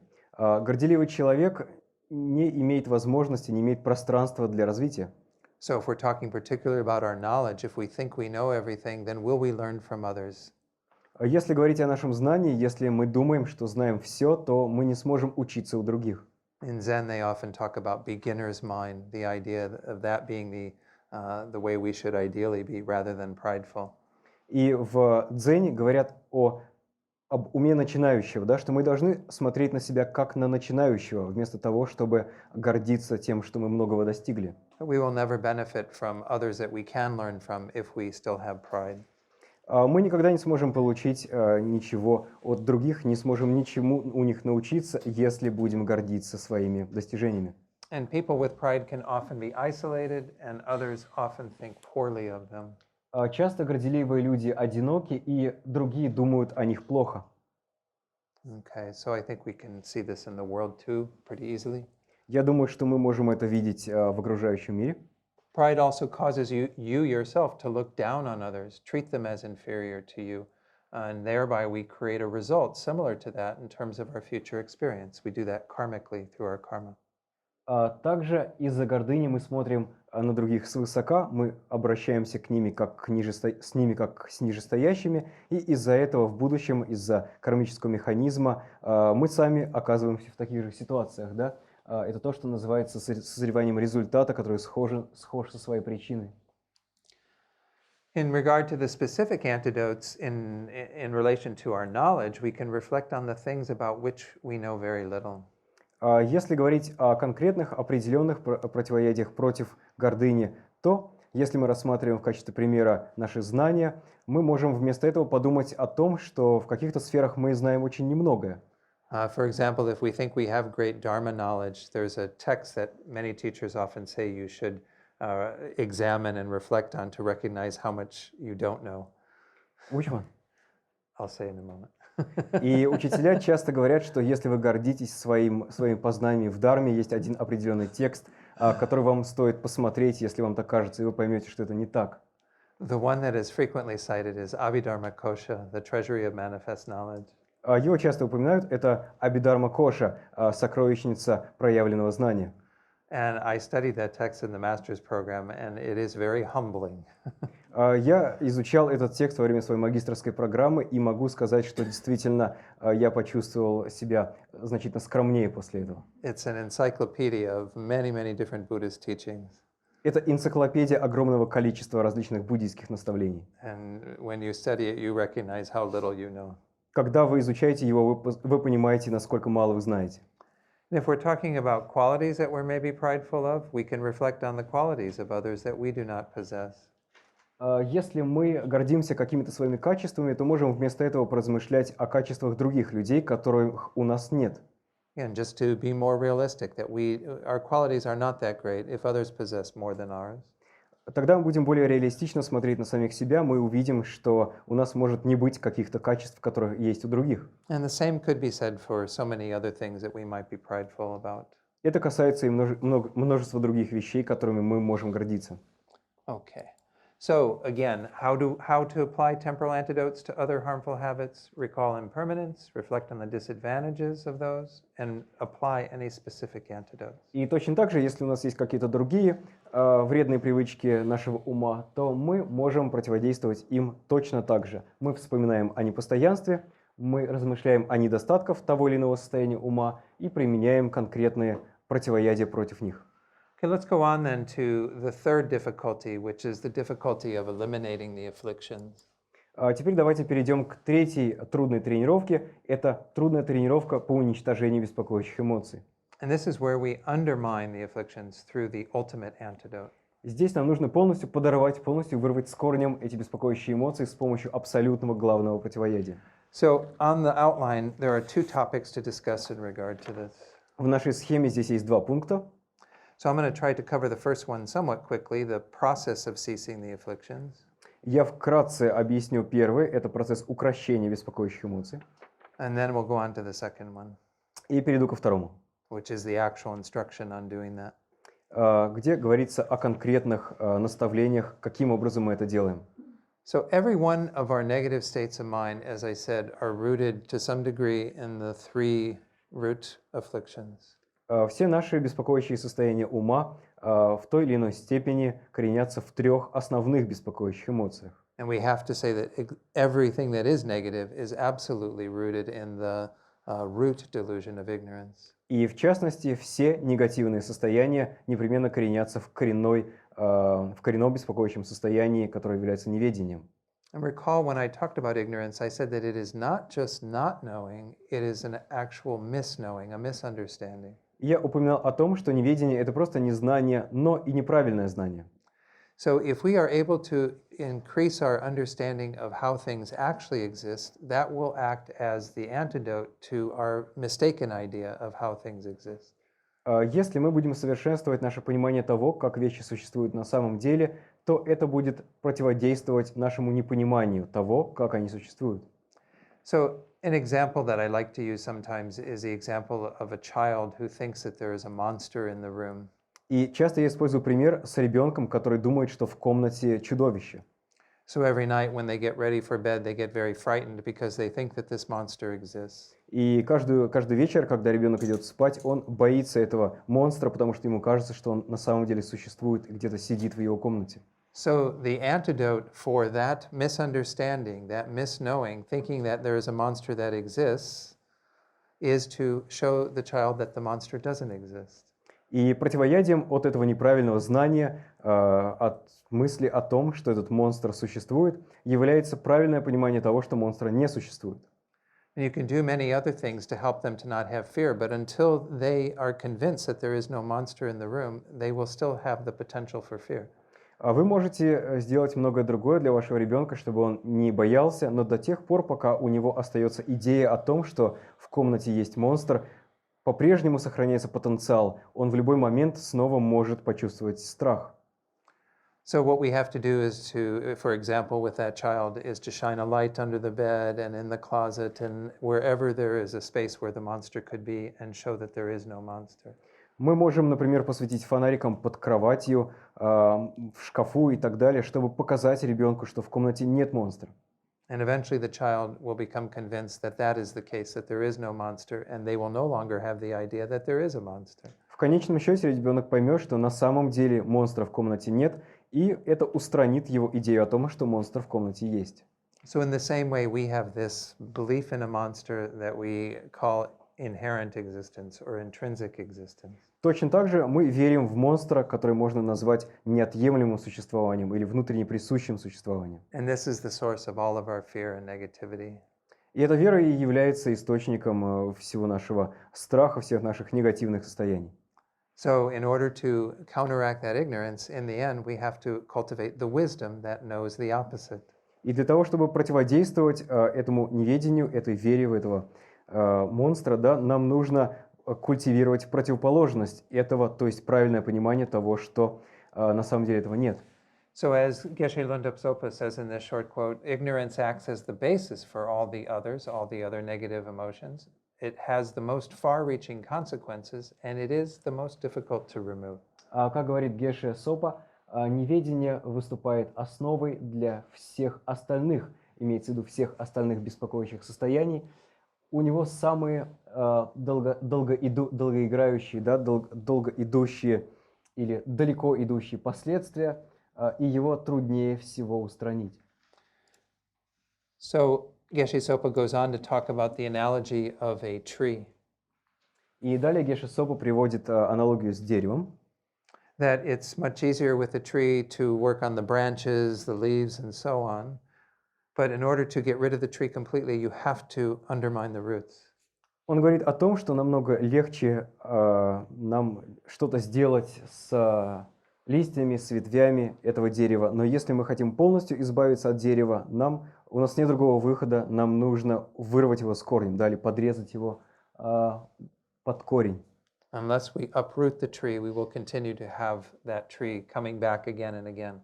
Если мы не вырвем самый корень этого дерева, то оно будет появляться снова и снова. So therefore, we need to know how we can eliminate ignorance. Поэтому нам важно знать, как устранить неведение. And so his suggestion, he says, the antidote for ignorance is to study, contemplate, and meditate on the various aspects of dependent origination. И что он рекомендует? Он говорит, что противоядием от неведения является изучение, размышление и медитация на различные аспекты зависимого возникновения. So to point out how we meditate on dependent origination, I'm going to use this object. Can everyone see this? И для того, чтобы продемонстрировать, как мы медитируем на зависимое возникновение, я покажу это на примере прищепки, да, вот этого объекта. Все вы его видите, да? Okay, so what am I holding in my hand? Что я держу в своей руке? Monster. Anyone? What do you call this? Как вы это называете? Okay, good. So in English, I heard the term in Russian before. In English, we call this a clothespin. Да, я слышал это русское слово до этого, на английском мы говорим clothespin. Okay, so let's talk about how this is a dependent origination. Итак, давайте поговорим о зависимом возникновении на примере этой прищепки. That it arises on the basis of various factors that it depends upon. Она возникает от различных факторов, от которых она зависит. Let's look at the first level, which we call dependence upon causes and conditions. Первый уровень – это зависимость от причин и условий. Okay, so what are some of the causes and conditions that give rise to this that I'm holding in my hand? Из каких причин и условий возник объект, который я держу в своей руке? Anyone? Кто-нибудь знает? What is it made out of? Из материи, из материала и рук людей, ее сделавших. So there is some matter there, and there are... Соединять что-то. А? Может быть, необходимость соединять что-то. Uh-huh. So there is some matter there, and there were hands of people who did it, and another idea is that there is a necessity to connect something with that, Right. to pin something with that. Okay, good. These are all causes and conditions that led to this clothespin. Да, все это причины и условия, которые привели к появлению этой прищепки. So the question is, can there be a clothespin? Can we have clothespin independent of those causes and conditions? Итак, вопрос, может ли существовать прищепка независимо от этих причин и условий? Maybe Russians can. No, I shouldn't translate it. It's politically incorrect, I'm sorry. Okay. So can you imagine having a clothespin? Let's just even work with just the material, the wood and the metal. Can there be a clothespin without the wood and the metal being there? Например, если говорить о материале, о составляющих этой прищепки, что там есть там дерево, древесина и так далее, какая-то железяка, может ли прищепка существовать без этой древесины и этой железки? Нет. Нет? We can't imagine such a thing, right? Мы не можем представить такую вещь. So we can say that this clothespin is dependent upon its causes and conditions. Таким образом, мы можем сказать, что эта белевая прищепка зависит от причин и условий. It does not exist independent of its causes and conditions. Она не существует независимо от причин и условий. Let's go on to the second level. This is dependence upon parts. Переходим ко второму уровню, это зависимость от частей. So we could say, if we were analyzing at a very deep level, that there are infinite parts to this clothespin. Если мы проанализируем эту вещь на глубоком уровне, мы увидим, что она состоит из огромного количества, бесчисленного количества частей. There are grosser parts, but scientists go down to even more infinitesimal, smaller and smaller parts. Есть большие по размеру части, но ученые могут обнаружить там самые мельчайшие частицы. Quarks and subquarks and all this kind of stuff. Кварки, подкварки, субкварки и так далее. Right. But let's talk about the three grosser parts of this clothespin. Итак, поговорим о трех более грубых, более крупных составляющих этой прищепки. So we have the right peg, the left peg, and the spring. Итак, у нас есть пружинка, левая часть и правая часть. Как они называются? Левая ножка и правая ножка? Sorry, I see this for the first time. Okay. No, I'm kidding. Okay.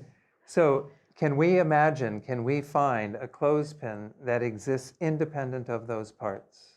Можем ли мы найти прищепку, которая существует независимо от этих трех частей? Is it possible? Возможно ли это? All right. Because when the Может быть, есть какие-то другие системы прищепок. There probably can be some other systems of clothespins. Эфир. What is эфир? I agree that when I grew up, they actually had what were called clothes pegs. They didn't have a spring. They were just two pieces of wood that narrowed down so you could put them over the clothesline. Да, могу сказать, что когда я был маленький, у нас были другие прищепки, они по-другому называются на английском, и у них нет пружины, там просто две деревяшки или две каких-то, да, две зацепки, и ты цепляешь, значит, за них эту But for this прищепку. phenomenon that we're discussing here that we call a clothespin, can that exist independent of those three parts? Но вот эта данная конкретная прищепка, может ли она существовать независимо от трех составляющих ее частей? No, can't be done. Okay. All right, good. So there is no clothespin that exists independent of those parts. Итак, не может быть такого, да? То есть нет, не может быть прищепки, которая существовала бы отдельно, независимо от этих трех частей. Another way to say that is the clothespin exists in dependence upon its parts. Другими словами, можно сказать о том, что прищепка существует в зависимости от этих трех частей. Again, saying the same thing, just one is a negative, one is a positive, one is affirmative.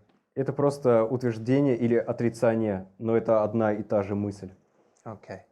Let's get to the subtlest level that we did mention briefly last night. Давайте вернемся к одному тонкому моменту, который мы упоминали вчера вечером, When we were talking about this object. когда говорили об этом объекте. Okay. So, let's take this apart. Итак, разберем прищепку. This is a little trick. Такой фокус. Can be hard to do.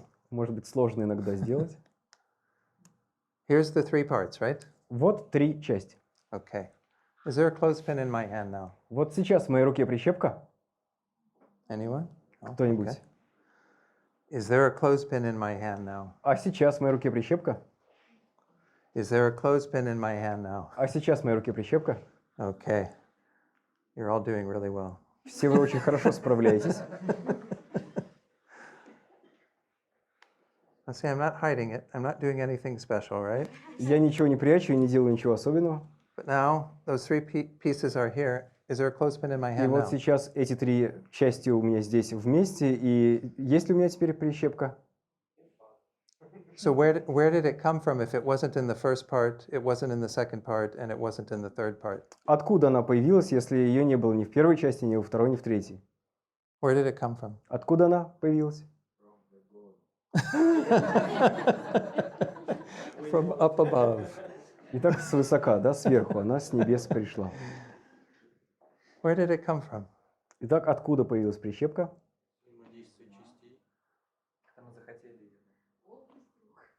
What were some of these? So some interaction between the parts, perhaps? It has arisen as an idea. Okay. So we combine this necessarily part in a particular necessary way. I admit that that is part of it, that we don't have these as separate parts, we have put them together, but we haven't really added anything, have we? Да, с этим трудно не согласиться. Действительно, мы совместили те части, которые у нас были, но мы ведь сюда ничего не добавили, правильно? We haven't added anything physically because the clothespin wasn't in the first part, second part, or third part. А прищепки не было ни в первой части, ни во второй, ни в третьей, и мы не добавляли здесь никакой вещи, ничего физического или материального мы не добавляли. If we really think about this, we can say that the closest answer was this idea that it is an idea of clothespin. It comes from our minds. И с этой точки зрения, наверное, самый близкий ответ то, что это просто идея о прищепке, да, она появилась из идеи, то есть появилась из ума. We are the ones that create clothespin. Clothespin is not created from the side of these parts. Мы создаем эту прищепку, она не создается со стороны ее частей. At this third level of dependent origination is where we think about these parts as being the basis of imputation. И третий уровень зависимого возникновения, когда мы рассматриваем эти части, эти 3 части прищепки, как основу для ее обозначения. And clothespin exists in dependence upon our imputation of clothespin on this basis. И прищепка существует в зависимости от того, что мы обозначаем прищепку на основании этой основы для обозначения. Now, obviously, it needs to be a proper basis that is assembled in the right way and that has the function of holding clothes. Очевидно, это должна быть какая-то определенная конфигурация вещей, правильные части, и она должна выполнять функцию, что она должна удерживать, да, одежду. But again, none of that comes from the side of the object. That all comes from the side of our minds. Но все это не исходит со стороны объекта, все это исходит со стороны нашего ума. Again, so if we look at this third level of dependent origination, we can say that there is no clothespin that exists independent of the imputation. Поэтому с точки зрения этого третьего уровня зависимого возникновения не существует прищепки, которая была бы независима от приписывания или обозначения. And clothespin exists in dependence upon imputation. Другими словами, прищепка существует в зависимости от приписывания. So in this way, if we examine all phenomena, whether it be clothespins, or it be the person, or it be whatever, we find they exist in the same way. И какой бы объект мы ни исследовали, прищепку, человека или любой другой, мы обнаружим, что все они существуют таким же образом. There is a basis of imputation for the person, which is the body and the mind. Есть, например, основа для обозначения человека, то есть тело и ум. And there is the idea person that we label on this collection. И есть идея человек, которую мы приписываем на основании этого набора вещей. That is the way that we exist in the end. Вот каким образом мы существуем в конечном счете. Also dependent upon causes and conditions in parts, but the subtlest way is that we are merely designated, merely imputed. Да, мы также существуем на основании причины и условий, мы существуем на основе частей, но на глубочайшем уровне мы существуем, будучи приписанными, да, на основании приписывания или обозначения. And why we have to examine it not just with clothespins and other objects, but with the self, the person, is because this is the real root of our suffering. И почему нам важно исследовать это не относительно прищепки или какого-то другого внешнего объекта, почему нам важно исследовать именно личность, именно наше «я», потому что именно здесь коренится наше страдание. We think that there is a real person here existing independently, but that person does not exist at all. Мы думаем, что здесь есть настоящий человек, реальный человек, который существует независимо от всего остального, но такой личности, такого человека вообще нет. Rather, the person exists as a mere designation, a mere imputation upon the mind and the body. Вместо этого человек существует, будучи лишь обозначенным, лишь приписанным на основании тела и ума. So, by understanding dependent origination, we are understanding emptiness. Если мы понимаем зависимое возникновение, мы понимаем пустотность. Because emptiness is the lack, the absence of that independent person. Потому что пустотность – это отсутствие такого независимого ни от чего человека. And we have understood that the person is a dependent origination and therefore not independent. Вместо этого мы осознаем, что человек или личность появляется в зависимости от всех этих различных факторов и таким образом не существует независимо от них. Wow, time goes quickly when you're taking apart clothespins. Итак, время идет очень быстро, когда вы начинаете пользоваться прищепками. So these are the three levels of dependent origination we've discussed. Итак, вот 3 уровня зависимого возникновения, которые мы обсудили. So if we apply through study and meditation, through our deepening our understanding of emptiness, we can eventually eliminate ignorance. Итак, таким образом, если мы изучаем эту тему, медитируем на нее, и наше понимание становится лучше, да, наше понимание пустотности, зависимого возникновения, то мы можем в конечном счете полностью искоренить неведение с корнем. So how do we accomplish this third difficulty? The difficulty of eliminating the afflictions is by eliminating ignorance. Каким образом мы выполняем третье трудное упражнение, третью трудную тренировку полного уничтожения беспокоящих эмоций с помощью уничтожения неведения? And as Geshe Sopa pointed out, the most powerful way to undermine it is by realizing dependent arising, dependent origination. И, как говорит Геше Сопа, самый эффективный способ искоренить неведение – это осознать зависимое возникновение. That teaching is said to be particularly helpful because it allows us to continue to say that things do exist, they originate, they arise. Это очень полезное наставление, потому что оно говорит нам о том, что вещи все же существуют, они возникают. But they don't arise in this false way that we think that they do. Но они не возникают так, как нам кажется, да, теми неправильными. То есть наше восприятие того, как они возникают, искажено, но тем не менее они возникают. So in the example of a dream that I used earlier, we can say something similar.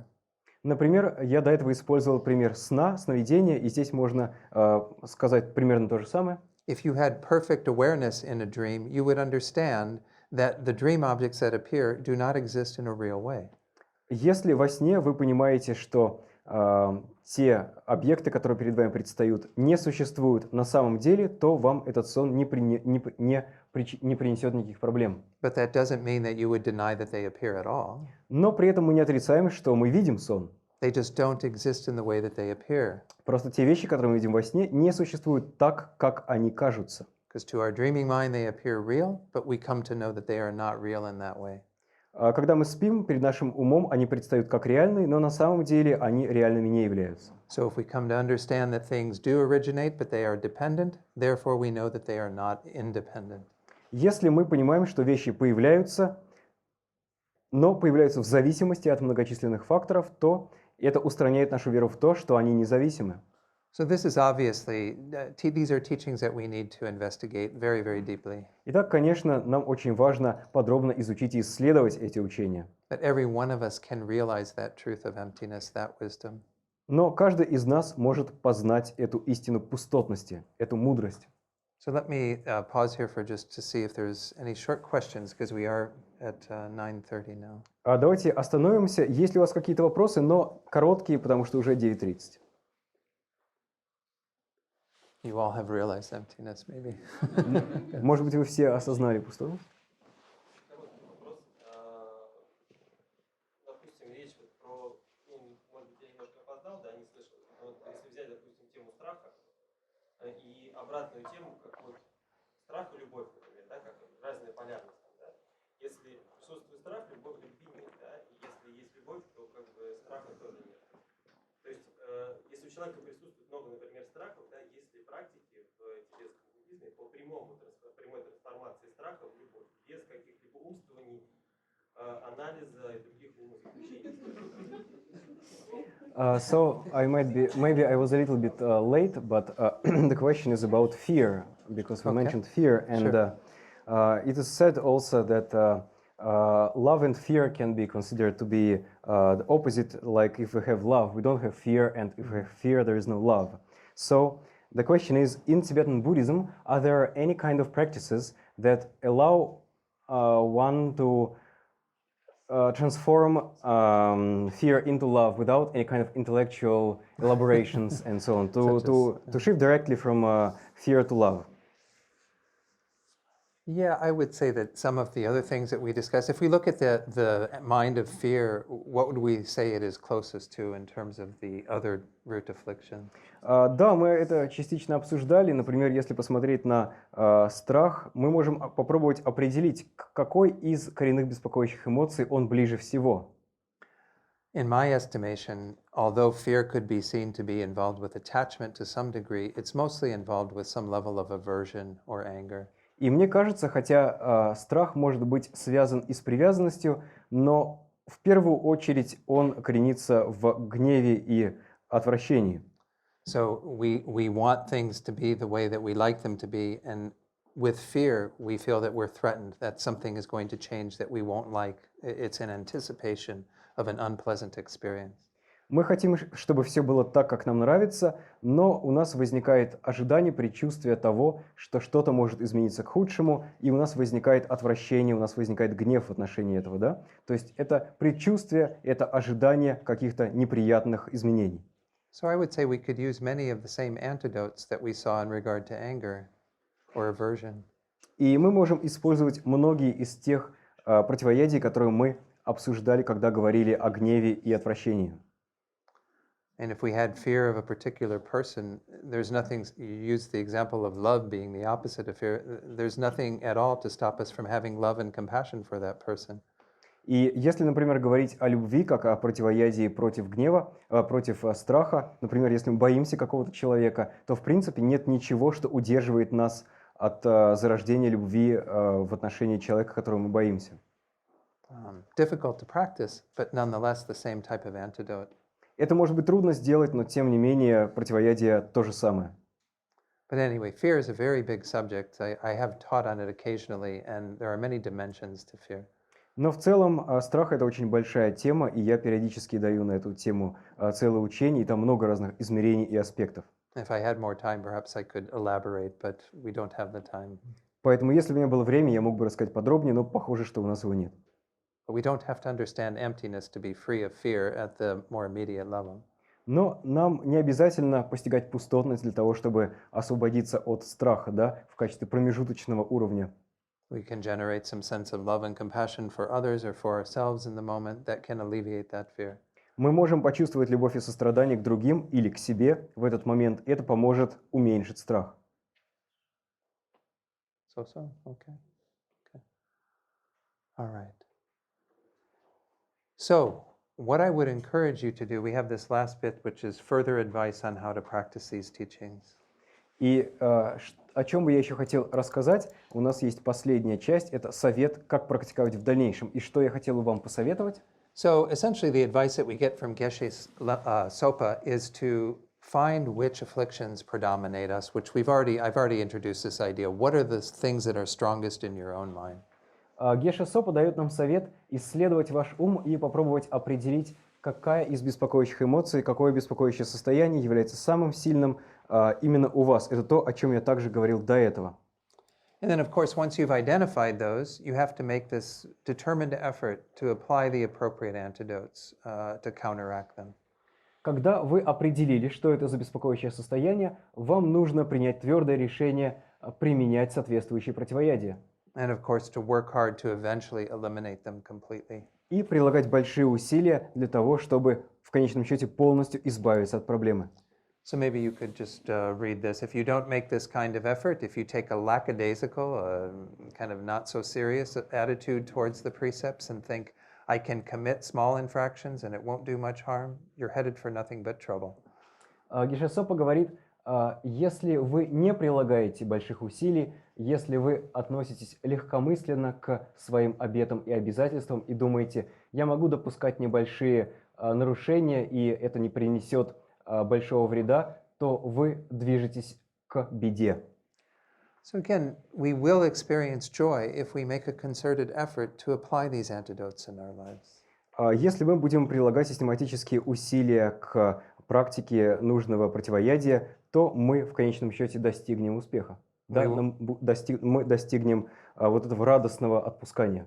We will experience joy if we weaken these afflictions in our minds and eventually eliminate them. Мы испытаем радость, потому что эти негативные состояния ума в конечном счете уменьшатся, а потом и полностью исчезнут. But it all starts again within ourselves and our own determination to do this. Но мы всегда начинаем с себя, потому что именно нам важно принять твердое решение от всего этого освободиться. So I hope that what I presented gives you many different tools to work with wherever you are in your own practice. И я надеюсь, что я рассказал вам о тех различных инструментах, которые вы всегда можете применять, независимо от того, на каком уровне практики вы находитесь. And it's just different medicine that we take based on different things that we're trying to correct and address. Это различные лекарства, которые мы принимаем, если нам нужно справиться с той или иной проблемой. But again, to have that recollection that the final medicine, the ultimate healing will happen when we are able to cultivate the wisdom of emptiness. Но нам важно помнить о том, что окончательное излечение случится только тогда, когда мы сможем раскрыть мудрость, которая постигает пустотность. So my own advice in terms of realizing emptiness, as I said earlier, was certainly to study and reflect, meditate on emptiness a lot. И мой собственный совет будет заключаться в том, что если вы хотите постичь пустотность, изучайте, размышляйте и медитируйте на эту тему, на тему пустотности, как можно больше.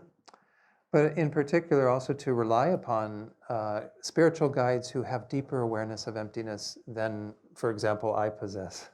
И в частности, опирайтесь на духовных наставников, которые обладают более глубоким постижением пустотности, чем, например, я. If you are in the presence of great teachers such as Ламы Сопы Ринпоче, His Holiness the Dalai Lama, many other teachers, you will find that there's something else that they know about emptiness that I don't. Если вы окажетесь в присутствии Ламы Сопы Ринпоче, его святейшего Далай-ламы или множества других великих учителей, вы обнаружите, что они знают о пустотности намного больше, чем я. And it is important to learn emptiness from teachers who have that realization.